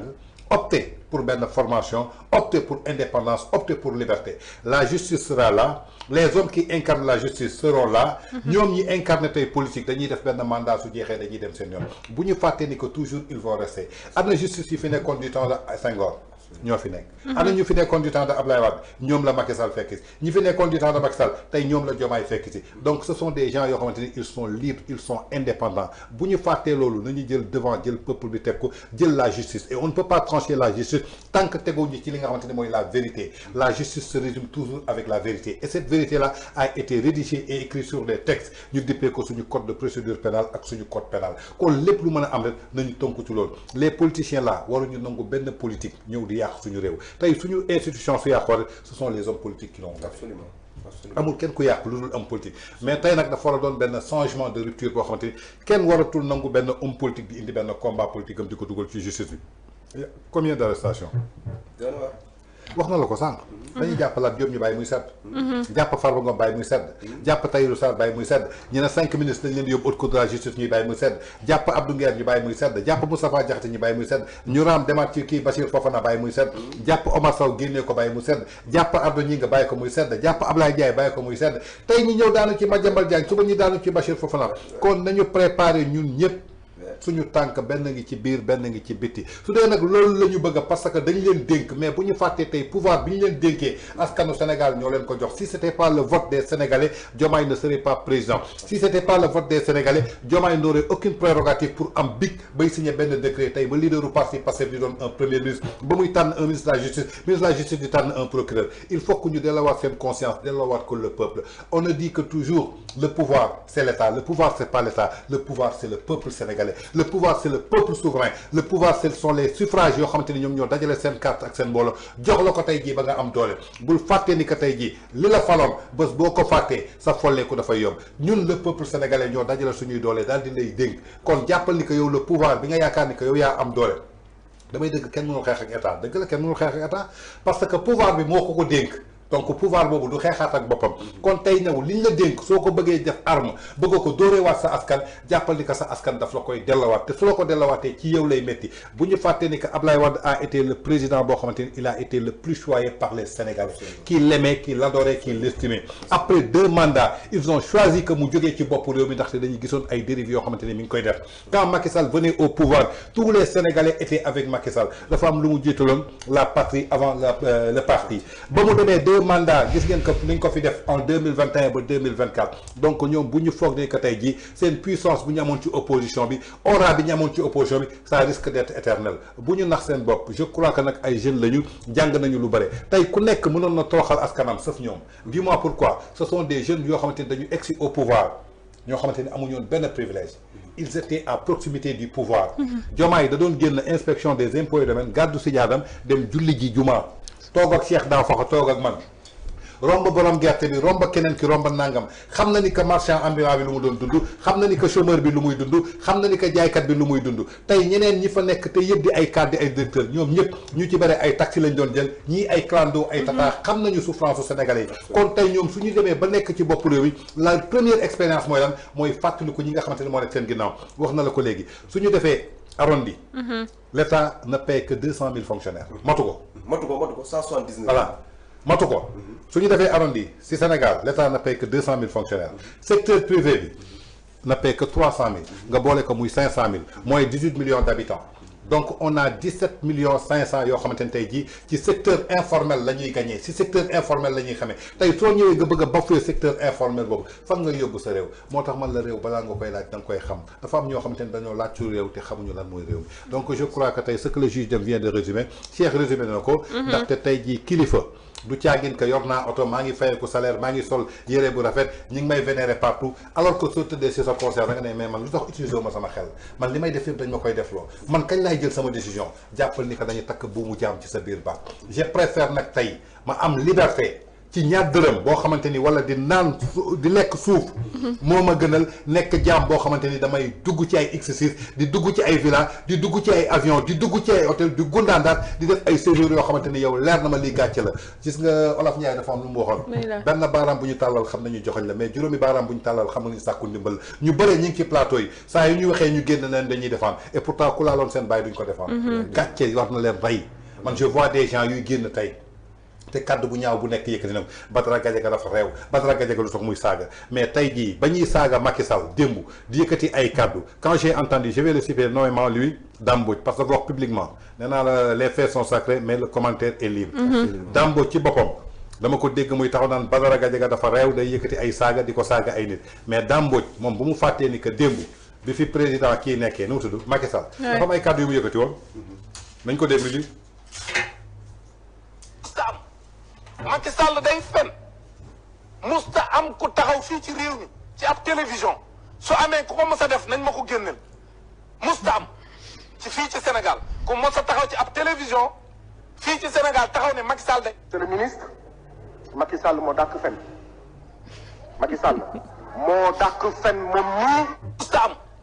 Macky Sall day fen musta am ku taxaw fii ci réew mi ci ab télévision su amee ku ko mos a def nañ ma ko génneel. musta am ci fii ci Sénégal ku mos nee na nit mësul taxaw ci télévision ne Macky Sall day fen su dee mës na am na ko génneel moom taxaw na di assumer kon ce qui veut dire que bi muy xeex nekk ci projet bi ñi yëkkati ay kàddu di ko teg ci ndoddu Macky Sall moom ci boppam xamul woon lu xew Sénégal kon li mu doon wax ak sénégalais lan la est-ce que gëstu woon na tey kii moo amul éthique kii moo amul moralité ñii ñoo war a raser tey les murs et pourtant war nañ ko vidéo boo xamante ni Guy Marius Sagna dafa taxaw Assemblée nationale daal di ko koy wax c'est-à-dire ce sont ces gens là tey jii ñoom ñoo nekk suñu ay testu ay responsabilité moom la ñuy fay tey suñu xaalis ñoom la ñuy jox tey suñu ay 4x4 ñoom la ñuy fay tey suñu ay indemnité ñoom la ñuy jox tey suñu ay essence ñii tey suñu waxee dañu war a wax wala waruñu wax maa leen gën a libre Cheikh Danfa moo leen gën a libre Badara Gadiaga moo leen gën a libre ndaxte yónni wu ñu jox nu ñu ñaar dërëm dañuy wax uniquement pour askan bi te suñu bëggoon tey jii ñu takk ñu buum ci baat ñu toog def ñu suñuy morom taxaw ne oui Diomaye mooy meilleur président ñoom ñoo inauguré nangam ñoom ñoo def lii lu ñuy waaji wax dëgg la lu ñuy wax dëgg la mais on a choisi notre dignité que de vendre notre âme jëmale ko ci li nga xamante ne tey jii on devient des journalistes alimentaires yàlla nañu yàlla musal ci journaliste alimentaire ndax na lu am solo ci li nga xamante ne moo daal di xew ci réew mi mais c'est un peu écran par rapport ak li nga xamante ne nemmeeku nañ ko ñu nekk situation bu compliqué boo xamante ni économie réew mi mu ngi à terre li nga xamante ni moo jëm ci investissement yu ndaw bi néew na lool ak li nga xamante ne gis nañ ki nga xamante ne mooy Cheikh Diba suñu ministre taxu ne bato bi dafa daal di bënnee fépp ñu war a xool li nga xamante ne naka la ñuy def ba bato bi ñu maa di mën a fatatur yi mais non non tey lañ gën a mën a woowee convocation di waxtaanee loo xamante ne mën nañ jàpp ne amulul benn njëriñ li nga xamante ne mooy Sénégal ba Sénégal daal di mën a suqaliku mais daf sànq tonge dafa wax lu am solo Cheikh muy li nga xamante ne mooy société civile bi taxawaay bi nga xamante ne taxaw nañ ko ci mbirum Badara Gadiaga tey ñuy wax que ne waruñu koo woo mais nga jàppoo est-ce que nekkul société civile bi jamono ji nga xamante ne la population sénégalaise dañ leen a soxla woon ñu jóg est-ce que nekkul temps boobu moom moo waral biñ perte silence boobu moo waral tey problème yi gën a empiré wu. xam nga defaat c'est-à-dire que le mal est profond. tey j'ai le cœur meurtri et la pensée lointaine. Sékou Touré disait que nous préférons la pauvreté dans la liberté qu'à la richesse dans l'esclavage. dégg nga wax nous préférons la liberté dans la pauvreté qu'à la richesse dans l'esclavage. loolu moom dal fu mu toll nii maanaam ñu ci bari fu mu toll nii maanaam dañuy sentir ci seen biir xol dans leur ultime conviction sax ñu ko wax ndax bataille de positionnement la. soit seen carrière moo nekk en jeu bañ nañ ko leen affecté Kédougou wala Tambacounda ñenn ñi bañ nañ ko leen jël yóbbu leen ci àll bi ñenn ñi bañ nañ ko leen dàq ñenn ñi bañ nañ ñu bloqué yenn avantages yi. léegi kan mooy porter combat bi te yàlla rek a tax kan mooy wax te yàlla rek a tax cette société civile y a 3 interrogations majeures. ban ak ban fan la ñu jëlee seen financement renouvellement instance bi. ñu koy porter ñan lañ ana groupe bi c'est-à-dire que man du ma dem ci combat euphorie maanaam am na kuñ taxaw tey rek ñoom ñëpp ñu nekk ay imam nekk ay nit yu baax démb taxawuñu ñu ne noonu baaxuñu c'est-à-dire que nit da ngay rester dans les principes Africa John Center suñu papa Alioune Tine rek ngay gis. ana gars yi société civile mais ana ñu maanaam la société qui représente ana bureau bi où sont les autres membres ba nga xam te ni tey suba moom yàlla na yéex bu xëyoon wàcc am ku ko porté. bu xëyoon voyagé am beneen boy bu taxaw c'est-à-dire que bi ñuy woote démocratie bay ci sa wewu tànk ñuy wax naan démocratie da ngay gis ay entités yoo xam te ni 20 ans c'est la même personne qui est devant ñoom ñëpp li may wax nii dama cité turam parce que moom laa si jàpp rek am na si keneen ki Lex Africa xaw ma Ibra Kane je sais pas y a d'autres ñoom ñëpp dafa nekk ay interrogation yoo xam te ni ñu war a def la rationalisation des partis politiques noonu war a def aussi la rationalisation de ces sociétés civiles ñu am cahier de charge at bi ñu rendre ñu compte xam lan la ñu liggéeyal fan lañ ñu demal ñaata nit lañu seen siège kan moo koy fay nan lañ leen di fay par weer ñoom xanaa amuñu njaboot duñ joxe dépense amuñu ay besoins personnels yu ñu war a gérer mais yii moo nekk ay manquement yoo xam te ni olof dafa lay wax naan ku ñuy abali bët ci la ko abal fa ko neex foofu ngay xool pour être libre dafa am ay bànqaas yi nga xam te ni ci ngay sukkandiku d'abord balaa ñu ñëw ci wax Badara Gadiaga nit fa moom lu mu lekk fa moom lu mu sol fa moom fu mu dëkk fa moom lu mu dundee c'est indispensable donc yii dafa nekk ay manquements notoires dans ce pays mooy xëy rek benn waaye ñi rek ni société civile ñaata société civile moo ne ci dëkk bi ban combat lañu porter mais la condition carcérale yi gars yi dund fii ci kaso bi ñoom dañ ko yëgul sénégalais bu dugg kaso mbaa nga seeti fa sa mbokk boo ñëwee loolu ngay njëkk jooy mais ana seen taxawaay ci loolu noonu ana combat yi nga xamante ni porté nañ ko yooyu dafa nekk ay manquements yoo xamante ni foog nu waxtaanee ko dans ce pays c'est-à-dire que ñu am cahier de charge 1er janvier 31 décembre ñu defal ñu bilan nangam la ñu fay ndox nangam la ñu fay courant diw ak diw la ñu fay dem nañ nangam porté nañu tel combat fii lañ jëlee revenu actif ak revenu passif yi nga xamante ni def nañ ko ci mais réew mi dafa neex réew mi comme maanaam comme rideau may nga ku koy nekk président ONG ku koy nekk président de parti ku koy nekk nangam ak nangam léegi nag li ma gëm te gëm ko mooy quand la cause est noble s'engager devient une obligation c'est-à-dire que taxaw bi ñu taxaw Badara Gadiaga c'est plus que normal c'est un combat boo xamante ni combat citoyen la c'est-à-dire combat la boo xam ne combat de principe la war a nekk parce que ñanaa la Badara nekk fi ministre kenn du wax détournement kenn du wax blanchiment de capitaux kenn du wax xaw ma lan des na seen beneen mot bi division de fausse nouvelle extorsion de fonds man gëm naa ni Badara bu ñu waroon ay terrain yoo xam te ne état bee ko may jël nañ ko bu ñu gisoon fenn foo xam te ne am na traçabilité ay ministres yu ko may ay millions wax nañ ko kon gars yi lux mbuj nañ recto verso gis ñu dara ñu langaamu sur l'histoire du faux diplôme langaamu ci benn débat bu am barki démb c'est-à-dire que il faut que ñu respecter wante ñu couler vers les urgences de l'heure léegi nag société civile bi lii mooy combat wam c'est-à-dire que tubaab bi dafay wax naan sans la justice y a pas de paix waaw bu justice amul jàmm du am maanaam soubassement développement ci justice mooy nekk équité bi mooy nekk fondement bi maanaam fii rek nekk ci réew moo xamante ni doomu ministre bi doomu baykat bi doomu président de la république dañ fi yem ak yelleef nekkuñ ci état de droit danaa la dans un état de droit c'est un état dans lequel le président de la république lui-même il se soumet aux exigences du droit moom moo koy njëkk sàmmulu gannaaw bi mu wàcceeg moom ba noppi da koy sàmmulu teg ci mais ci réew moo xamante ni président bi mooy wàcc yoon ministre yi wàcc yoon c'est-à-dire que un peuple est à l'image de ses dirigeants nañu mel rek nañu yilif noonu la ñu mel ñun dafa am lu ñu bindoo nee naa tey bu Souleymane Bassirou Diagne génnoon di def conférence di wax par exemple ci xam-xam ci fi àdduna toll booy boobu noonu Pawlish Mbaye par exemple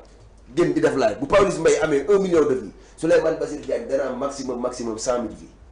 loolu maam loolu dañ ci war a étudier dañu war a une étude sociétale envers les comportements des Sénégalais loolu cela relève quoi namuñu xam-xam waruñu xam-xam bëgguñu ku baax bëgguñu lu baax duñu waxtaanee lu baax fait divers topp kaa tës ci réew mu sérieux ci réew moo xam te ne à majorité musulmane on parle de tës te loolu la nit ñi di suivre c'est la dégradation des valeurs socio-culturelles on parle de tout sauf de l'essentiel c'est-à-dire que niveau plateau yi c'est-à-dire que niveau bi foo ko natt rek weesu na ko xam nga ngay wax 4e sous-sol la doon wax ñun ñu ngi 20e sous-sol maanaam nit ñee yàqu jikko yi ñoo yàqu li sëñ Tuubaa doon wax naan maanaam Muhammadul tabiibinal hakiim hatta salaami rabbinal kariim il faut que ñu delluwaat foofu maanaam nit jikko la ku la gën jikko moo la gën yonent bi kenn gisul fi mu joxe ay ordonnance ay aspirine ay doliprane te nee na kooku mooy faj jikko yi maanaam jikko yi yàqu yi xol yi bon yi yonent bi moo ko daan saafara mais léegi politique day dem ba nga xam te ni dafa nekk une fin en soi maanaam le moyen d'ascension sociale le plus rapide c'est de faire de la politique da ngay toog ci plateau di fen yow sa bopp xam nga ne da ngay fen li ngay wax gëmuloo ko mais tu es obligé de défendre cela moo tax ma ne la le tribunal de la conscience c'est le meilleur des juges léegi nag dinañ ñëw ci juge xaalis dem gis nga baat bi mu utilisé le naufrage c'est-à-dire les mots ont leur sens batalo Joola bi bu njëkk ba dafa wax ridiculiser léegi jóge nañ ci ridiculiser ci naufrage lañ jëm naufrage mooy lu suux bato bi ñun ñëpp ñu ànd suux ci loolu lañ jëm te bu justice suuxee mooy réew mi suux na suñu dernier rempart moo nekk noonu kooku bu suuxee mooy suñu lépp suux na kon kooku dañoo am responsabilité am devoir ñu préserver ko kooku wartu suux bu ñun ñëpp doon suux justice wartu suux ci ab réew te justice moom la ñu nekk di suuxal fu mu toll te li ma si gën a naqari mais où sont les universitaires ana ñu fi nekkoon pour un tout pour un rien ñu def lettre ñoom ñëpp bind ils ont rasé les murs voilà ndaxte lu tax tey ñii bëgg nañu nekk xaw ma je ne sais pas professeur agrégé am na ci seen avancée carrière yoo xam te ni président moo war a signé décret yi ku ci nekk sa bopp moo la ñor pour ma wax la maanaam leur degré de malhonnêteté gëmuñu Sénégal bëgguñu Sénégal réew mi pour ñu defal ko yaay booy c'est très simple il y a que 3 facteurs à savoir l'éducation c'est primordial l'alimentation et la santé ñetti secteurs yi nga régler réew mi taxaw képp kuñ fa jox ndombal tànk di président au député boo feebaree fii ngay fajoo say waajur fii la ñu fajoo képp kuñ fa jox ndombal tànk di président au député say doom fii la ñuy jàngee mais ñëpp xam nañu suñu plateau médical bi baaxul ñëpp xam nañu suñu système éducatif bi baaxul li fi nekk non mais dañuy former des gens yoo xamante ni ils sont experts en tout et experts en rien tu vois un doctorat en nangam qu'est-ce qu'il sait faire what you can do nothing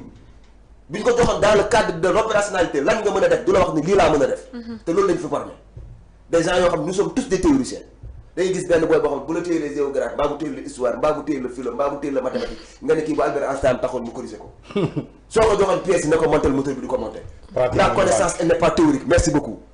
c'est-à-dire il faut ñu dem dans le cadre de la pratique mooy l'opérationnalité bi ma nekk di wax à partir du BFM ñu def ay certificat d'aptitude professionnelle yoo xam te ni ndaw ñi dañuy am lu ñu mën soxna si boo demee estat nga seetaan ni làmb billaahi wallaahi taala tsunami xam nga tsunami yàlla yàlla def jàmm ci réew mi gis nga gone yi bu ñu jugee armée bu leen di téye amul ci réew mi soulèvement populaire bu amoon maanaam li fi nekk ci ndaw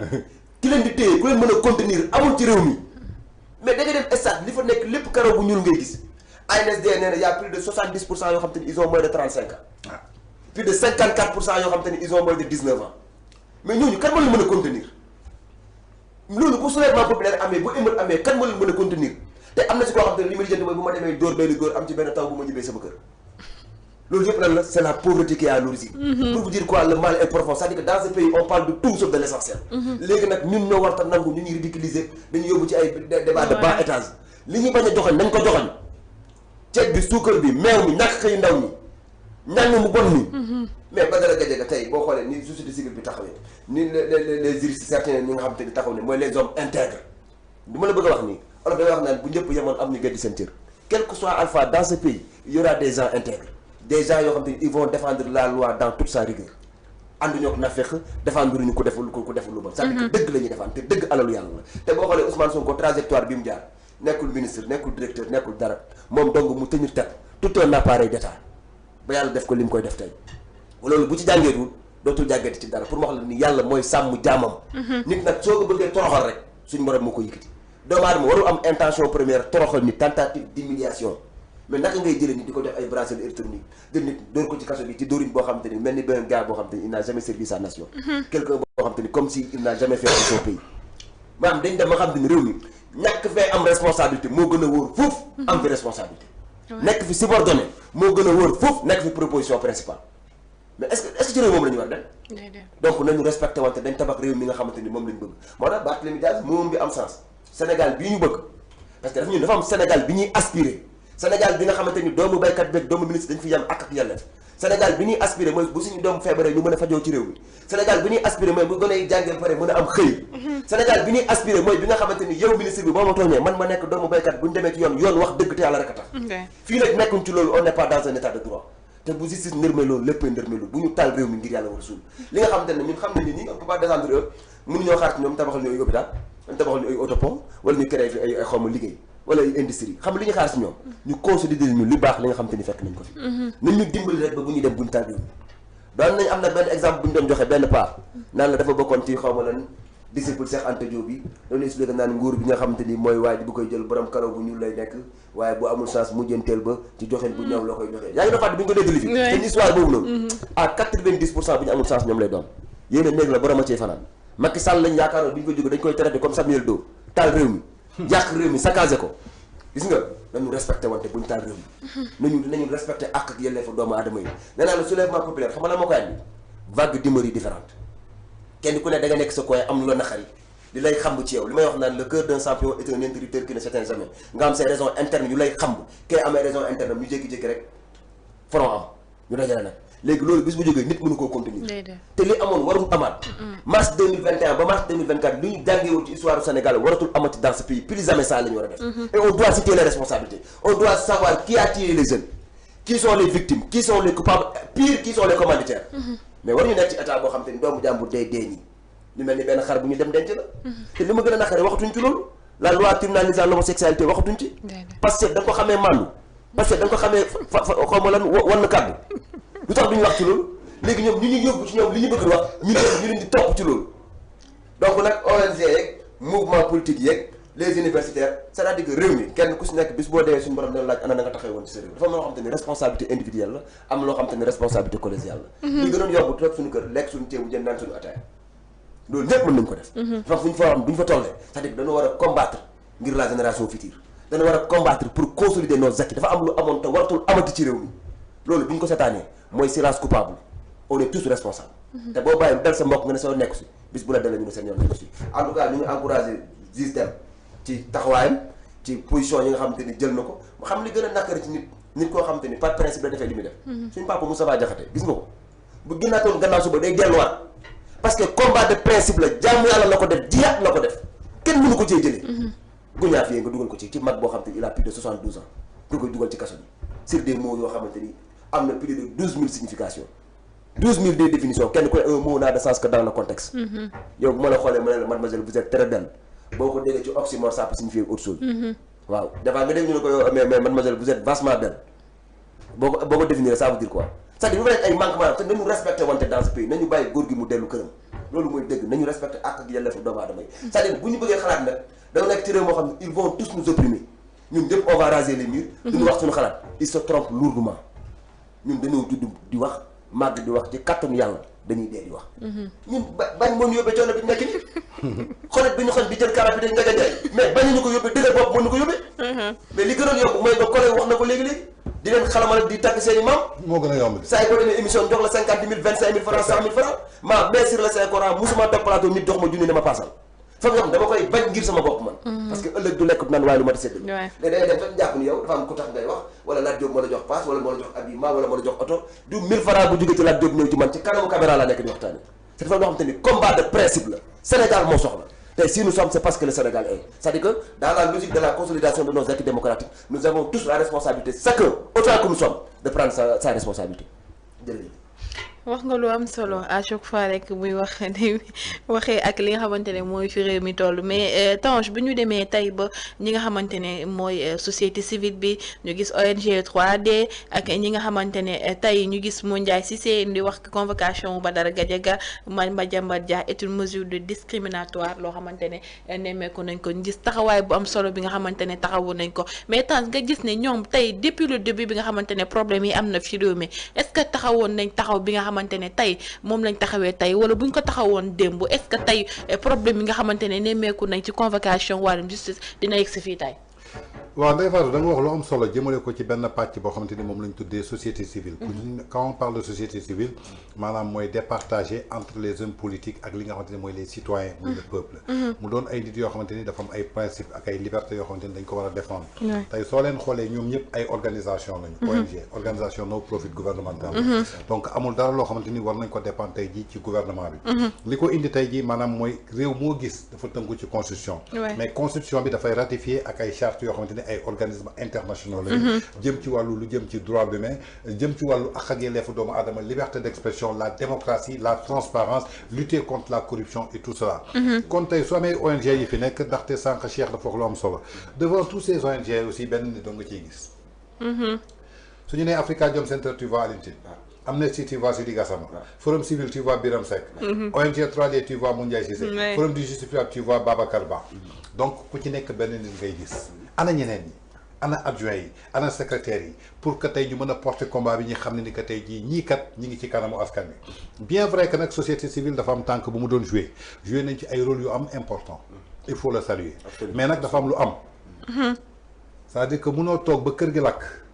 nga gis essence bi di tuuru gis booy bi di foowee essence bi nga tëdd fi nga tëdd ba kër gi lakk ba jeex tàkk nga ñëw nga ne da nga jouer au sapeur-pompier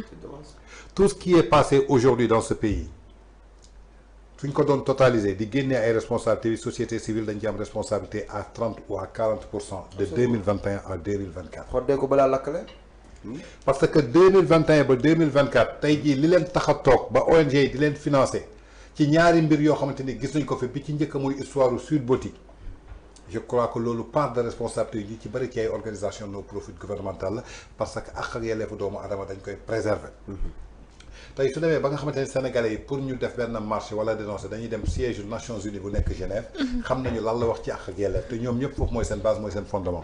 kon démb bi nga xamante ni appel à l'insurrection mi ngi fiy am démb bi nga xamante ni ay discours yoo xamante ni c'est des outrages jëmale ko ci ay magistrats démb bi nga xamante ni ay discours la yoo xamante ni ay mal propos ñu koy tenir envers nos institutions yaakaaroon ni que le président Macky Sall lañ koy teg alors que c'était pas Macky Sall n'occupait que le palais pour un mandat de 5 ans et le palais de la République définit le président de la République quand tu sors du palais tu n'es plus président de la République quand tu es dans le palais tu es le président de la République donc jàpp Macky Sall di saaga je crois que société civile bi yëpp a ngi fi woon gisuma kenn ku tweet gisuma kenn ku dem ci poste daal di koy ñaawlu keroog bi ñuy toog fii di woo ndaw yi nañu génn gasta ñi gis appel à l'insurrection marche non autorisée Sidi Gassama def nañu fi marche non autorisée mu ne ma avec autorisation sans autorisation damay marche mooy marche bi ñu doon defoon fële nga xamante ne mooy Gédo kon démb dañu participer woon ci tey jii li nga xamante ne mooy élargissement de la suite bi nga xamante ne tey jii ñu ngi koy dund après l'arrivée au pouvoir du régime pastéfien ils étaient tous derrière dama lay wax nag ñaari mbir gis nga àdduna soo ci nekkee di ci def ay calcul doo dem parce que ñi ngi doon calculer Macky Sall day dem wala day toog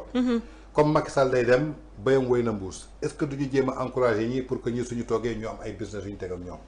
loolu moo ñu yóbbee lii yàlla nag dogal dañoo daj ci ñi nga xamante ni dégguñu daaj gat parce que ñii bi ñuy egsee gis nga Alioune Tine bind na ko parce que su demee ba ne yéen militant Pastef yi ma doon saaga nangam débloqué naa leen su ngeen continuer saaga yi ma bloqué leen kon ñoom dañu bokkoon ak ñoom benn groupe kon ñi doon saaga xam na leen kon tey suñu toogee ba nga xamante ni ñi ngi dund benn injustice tey ñu ñëw si cas Badara Gadiaga ñoom ñëpp ñu profité pour taxaw on va saluer def nañu seen rôle mais tey li ñu indi fii suñ ko gàttandu woon ca ba muy teel yaakaar naa ne du ñu egsi fii absolument ba ñu commencé gis li nga xamante ni Olof Ndiaye nee na la liy raam ci ñag ba la jëm ñu commencé gis li nga xamante ni méngoowul ak démocratie méngoowul ak justice méngoowul ak suñu constitution ñu taxaw ne tëm jël seen responsabilité alerté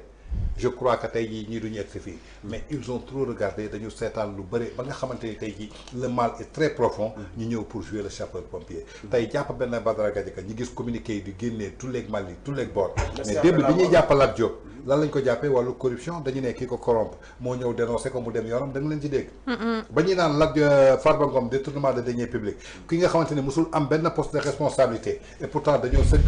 bi ñuy jàpp Tahirou Sarr jëmale ko ci blanchiment de capitaux ci xaalis bu jógee trésor public ñu def virement indi ko mais ku jàngul sax xam nga ni blanchiment de capitaux feneen nga koy jëli mais du trésor public fii nga xamante ni mooy banque état du Sénégal et pourtant waxuñu ci dara ba ñu jàppee démb Abdou Nguer nga gis commencé quelques tweets Madiambal nga gis quelques personnes yu ñëw ñoom Birahim Seck Forum Civil tey Badara Gadiaga ñëw ñoom ñëpp ñu def seen ay tweets combat Badara Gadiaga nag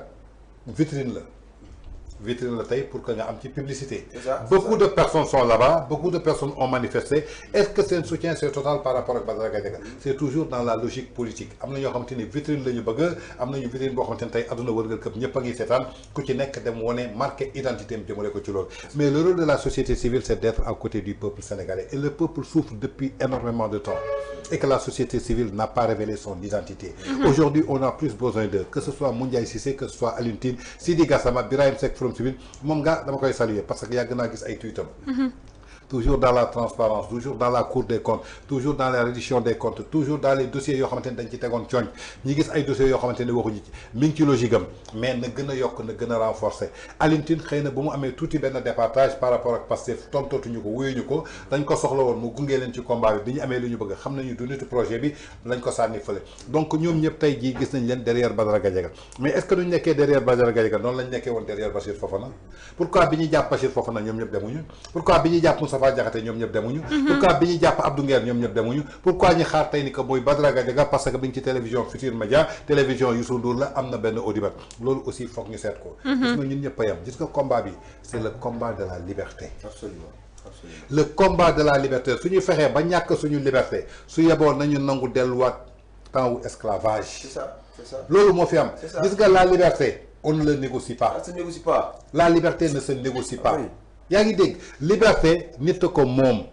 dañu judd librement yàlla bàyyi ñu ak suñuy ay xalaat ku nekk choisir li ko neex li mu bëgg mu def ko kon liberté boobu nañ ñu ko bàyyil rax ci dolli liberté d'expression en démocratie et en politique tant qu'il y a pas cette liberté d'expression on ne peut pas parler de démocratie alors que ñoom cette liberté là daf leen war a dimbale Cheikh Danfakha li muy wax nii fekk ñoom amuñu woon xam-xam bi Cheikh démb dégg naa ko mu wax benn affaire bu am solo donte àndul ak ñun mais président nañ jëfandikoo lii et ministre bi nañu xool lii nañu xooli côté social bi dafa wax sànq lu am solo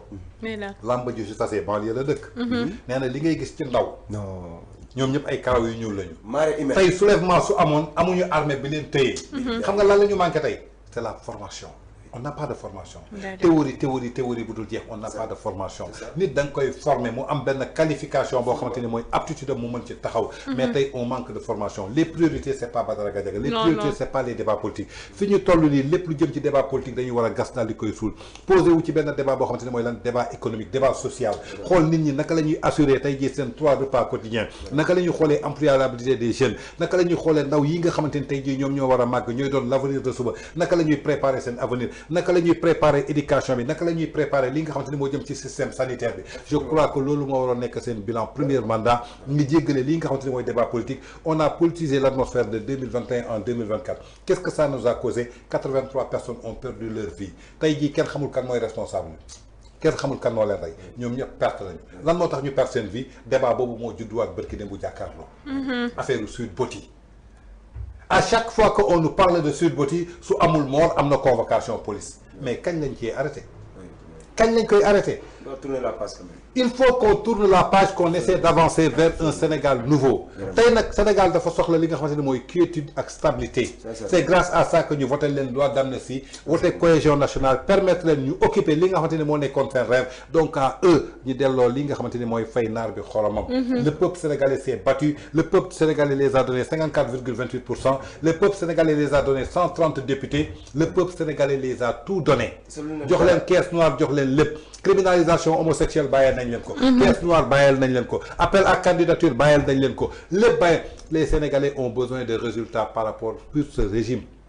de grâce on n'a plus besoin de cette justice qui alimente, qui convoque les gens et qu'on libère tous les détenus politiques, tous les détenus politiques. Lat Diop, Farba Ngom, Mansour Faye, Abdou Nguer, Bachir Fofana, ñoom ñëpp nañ leen libérer ñu génn dem doxi seen soxla bàyyi plateau télévision ñu ubbi ko liberté d'expression am jusqu'à présent doo ma ne tey jii ñi nga xamante ni bokkuñu pouvoir am na kenn ku ci mës a yëkkati benn kàddu nga jàppal ma ka kàddu bi saaga la kantaan nag jël ay kàddu di ko interpréter saaga parce que amuñu argument ku ci toog ci ñoom la leer nekk ci plateau yi di saaga alors que ñoom si saaga lañ leen xamee guddeeg bëccëg amuñu argument amuñu dara da nga mës gis kenn koo xamante ni sax base boobu nga xamante ni ñoom dañ koy wax ñun suñ koy wax sax dañu naan lu safaanoog dëgg wala loo xamante ni maanaam wute nag dëgg bërki dem Maître Moussa Diop bi mu koy naan dafa naan de kilifa nga du ma la ne waxoo dëgg waaye dama lay wax li nga wax c'est archi faux c'est du français maanaam lenn moo am da nga juum maanaam li nga wax du dëgg ak da nga juum benn la tey dafa mel ni nga ne ma buntu bi pour nga génn fii ngay jaar man la non Cheikh da nga juum buntu bi fii la je t'ai pas dit da ngay fen loolu saaga la ils n'ont qu'à arrêter baatu saaga parce que baatu saaga dafa taxoon seen làmmiñ ñu xeexa ko ba egg si tey jii ci pouvoir bi moo tax képp koo ubbi gémmiñam ñoom dañuy foog ni saaga boobu mooy raisonner seen bopp nit nag dafa am ay culture am ay valeurs yoo xamante ni moom la ñu yare donc cette société civile nag yéex nañu yeewu mais combat bii nga xamante ni taxaw nañ ko à partir d'aujourd'hui bu ñu wàcc ligne bi tant que le Sénégal tegoogul ci raayam suñ ko ba xeexul nag dañuy jàpp ne que ñun ñëppay sooxandoo ci gaal bi juge dem wax na ko léegi naufrage de la justice la naufrage mooy bateau bu soox comme bateau la Joola nu mu duggee ci biir géej bi ba tey jii kenn génn ko suñu fexee ba tey jii ñu daal di soox bërki démbu Cheikh Diba wax na la ko nee na gaal bi fépp la bënnee nañu fexe nu ñu dëbb daxee gaal bi balaa ndox di ci solo ndox di ci solo ñun ñëpp ciy solo te kenn ci ñoom du ci mucc voilà ay diem ci boppu borom déedéet ay diem ci boppu borom la transition c'est tout simplement tout ce que tu gagneras par la violence une violence plus grande que le fera perdre maanaam ñii nañu jëlee nguur gi nañ ko wutee trajectoire bi ñu jaar mais yow tey boo demee mooy les médias classiques là comme par exemple ay TFM ay 2STV ak nangam ak nangam grand bi day dem live moom live lay dem mais réseaux sociaux ampleur bi ñu am tey bi nga xam te ni amatuñu maîtrise mais kan moo ko andi mais c'est avec l'avènement de Pastef donc léegi nag conséquences yi moo nekk ñii dañ ko dund maintenant malheureusement au Sénégal on analyse les conséquences on ne parle jamais des causes malheureusement les conséquences dafa nekk à l'origine des causes bu cause amul conséquence du am conséquence mooy résultat waaye la mu jur la lan moo ko andi su amoon lu ko andi du jur la mu jur donc nag mbir yi tànk day tàllee ko mbaa mu banku réew mi moom li wërta wër mooy double nationalité du fi am danañ ko gérer de dañuy dimbali daal ba nga xamante ni saaku ceeb prix Pastef du am prix Benno Bokk Yaakaar du am prix xaw ma nouvelle responsabilité. prix moom prix standard lay nekk. nañ ko dund rek. gis nga ni nga xoolatee nii ñoom ñi doon rey seen bopp guddeeg bëccëg naan la Pastef guddi Ousmane Sonko le Messi Ousmane Sonko bu ñëwee la solution nangam ñoo la gën a jommi fop man li may jot ci ay sollicitation des gens yoo xamante ni ils ont voté pour Pastef muy ñu ko énumérer. ñoo la gën a jommi ñenn naan bu démb doon tey malheureusement démb du doon tey démb wéy na waaw tere nga mu tël bàyyi mu gis man c'est-à-dire que li may ñaan mooy nañ leen bàyyi ñu exécuter seen fii ba 2029 bu ñu taal réew mi. Nous n'avons pas besoin de soulèvement populaire, nous n'avons pas besoin de guerre civile, nous avons besoin de la stabilité. Le président, il a avoué son échec. Il n'y a plus de masse de manœuvre. Les masses de manœuvre sont quasi inexistantes. Wax bi jeex na. Kon kooku moom jommi na xamatul fi mu jëm. Léegi ki nga xamante ni moo yor baaru oto bi nee na moom gisatul mais lu des ci oto bi wàcc talib mbaam mëkk garab ñun ñëpp ñu dee léegi nag ñun nañu jël prenons notre mal en patience soyons intelligents ne brûlons pas ce pays. nañu boole suñu mal en patience ñu dal ñu muñ ba 2029 ñëw ñu defal leen mos dem léegi nag kañ laay gëm ni sénégalais am nañ une prise de conscience locale 2027 yi boo déggul anticiper bu mu la bett local 2027 yi soo moytu dinañ ko def 2026 parce que xam nañ ni seen code de popularité mu ngi cité de jour en jour nit ñaa ngi leen di bàyyi nit ñi ñu ngi leen di weddi nit ñi ñu ngi commencé xinmaliku mel ni benn xale bu jigéen booy toll ci di ko labat lu nekk di ko wax bu commencé dund ak yow mu xam ne la nga doon wax lépp dara amu ci démystification voilà ci phase boobu noonu lañ toll léegi nag les sénégalais n'ont qu'à prendre leur mal en patience la leçon qu'il faudra retenir mooy il faudra pas qu'on brûle ce pays li am diggante mars 2021 ak mars 2024 nous n'en voulons plus jamais ça 2029 gars yi tax ñu lengi réew mi ñu génne leen ci bopp réew mi ñu jël réew mi ñu yeggali liggéey bi nga xamante ni defoon nañ ko léegi nag balaa ngaa xam ni sénégalais comprendre nañu mais 2027 moo ñuy àtte donc bu ñu doylu rek ñu doylu ñu de l'essentiel daal bu ma saaku ceeb bu Pastef ak saaku ceeb bu Benno Bokk Yaakaar prix yi moom na nekk benn prix rek bu ñu xëyee comme que léegi tibb reer ci añ moo am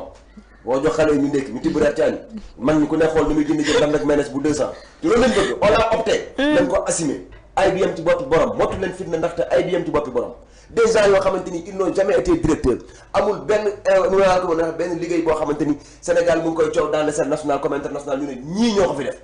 nga jël bopp réew mi jox leen ci ay wax kese ñoo xamante ni même bu la nee dinaa def nangam waxuñu la nan laa koy defee. Ils ont un programme mais la matérialisation du programme mais c'est une chose et son contraire mën nga am xalaat mais ni nga xalaat naka nga koy defee ils nous ont jamais dit comment ils vont matérialiser leur projet te nous d'abord pire on n'a pas vu de projet la livre de solution bi nga xamante ne newoon nañu y a plus de 4000 cadres qui l'ont réalisé solution boobu fan la taxaw El Malick Ndiaye waxuloon Macky Sall bu jommee rek na yóbbu ci livre bi. am solution. waaye nañu yàlla taal yàlla dimbali réew mi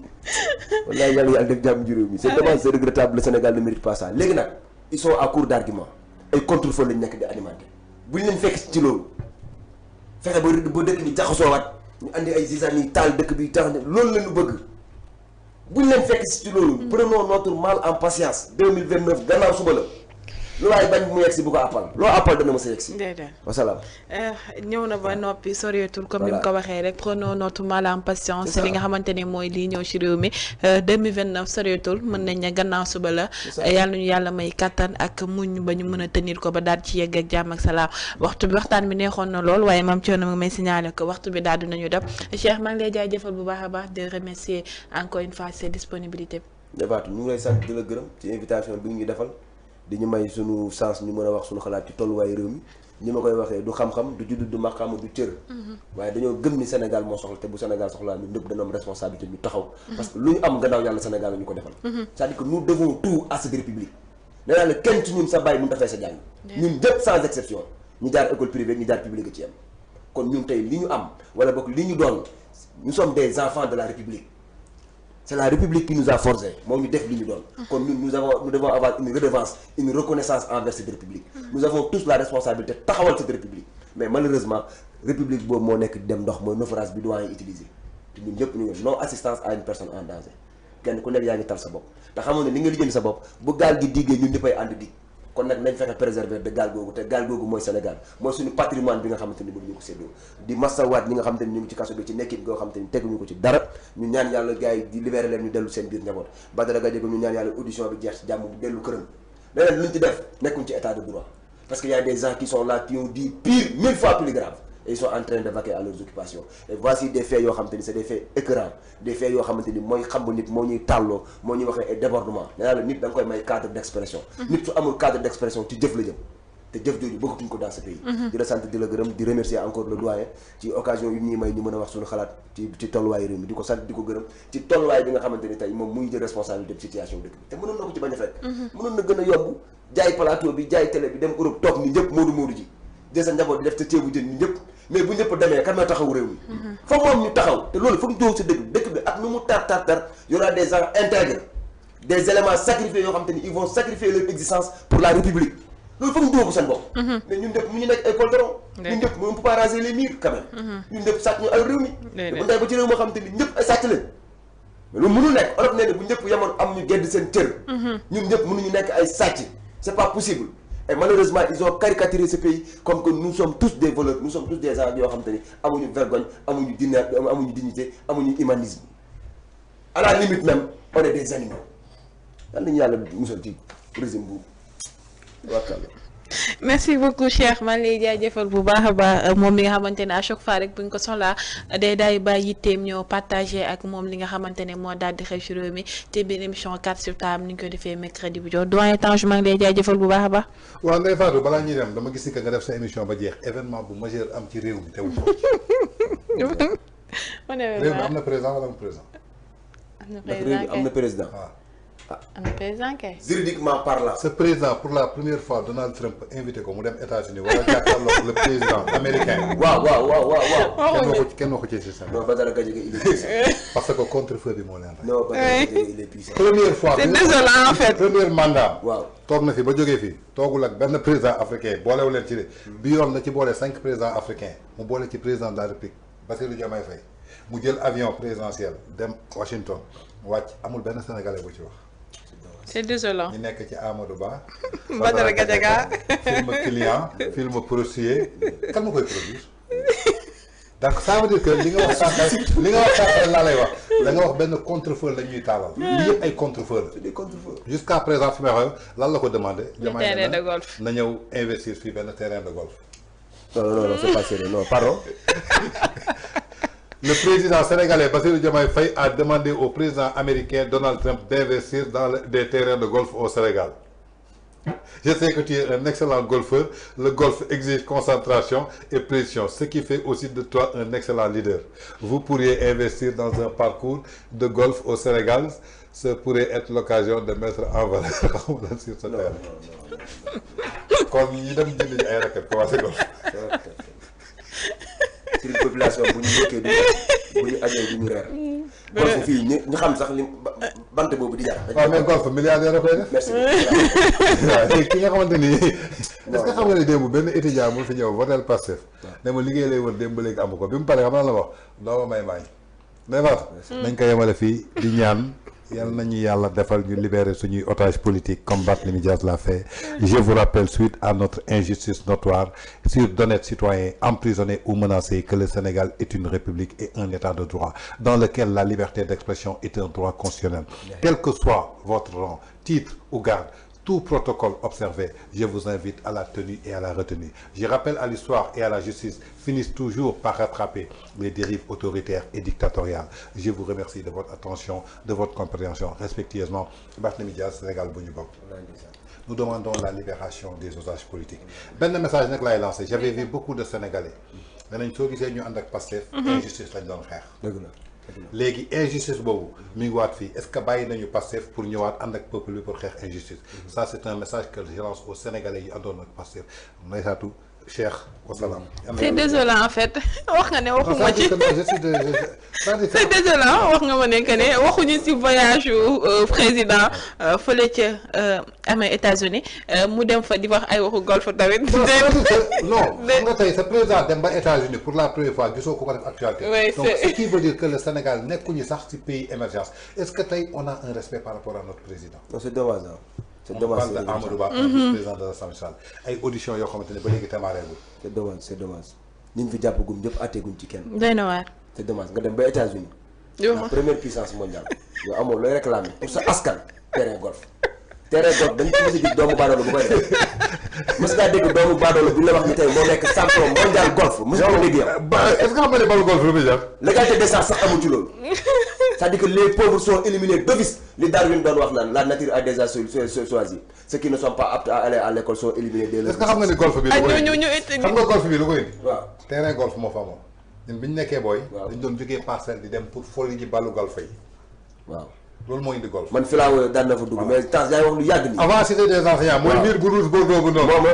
moom fa lañ doon dugg dem di foli ji yaa ngi wax booy yi doon ànd ak gars yi di jël ci téye ba golf bi rek ay millionnaire la ñu woon waxumal nag yëkkati golf yi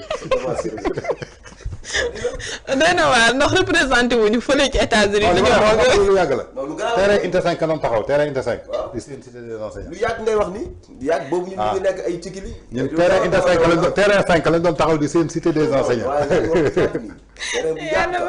yàlla ba golf lay demee ba côté Fila yow am ay montagne yaay wax lu yàgg nii yàlla baax na espérons que ne yàlla dina def jàmm ci réew mi ba tey ñi nga xamante ne mooy ñi jaabi féetee gannaaw yàlla delloowaat seen ay njaboot ba ñu mën a delloowaat seen activité le plus tôt possible ndax Sénégal réewu jàmm la te jàmm si la lépp daal di xaj comme niñ koy waxee à chaque fois rek am internet yu VIP People te émission carte sur table fii lay daal di jeexee waaye ñu ngi leen di dig daje ba ci kanam ak suñu yeneen jotaay ñu ngi leen di jaajëfal bu baax a baax.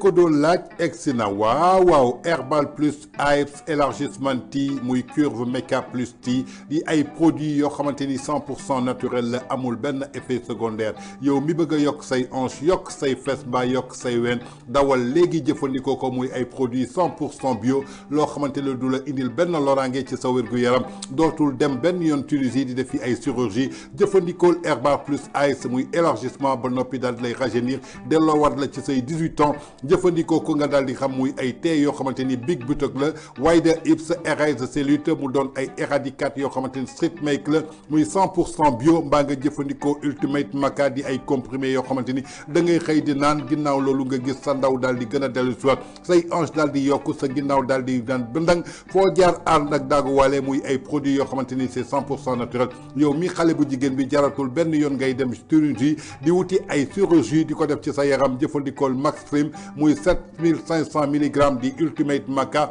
mbaa Herbal Plus AIPS di ay tii yoo xamante ni moom ngay naan pour que mu daat lay jox forme jox la teint jox la lépp loo xamante ni day nes-nesal sa yaram defal sa commande léegi ci 77 836 04 48 77 836 04 48 foo mën a nekk ñu livré la ko effet immédiat naanal léegi gis résultat yi ci saa si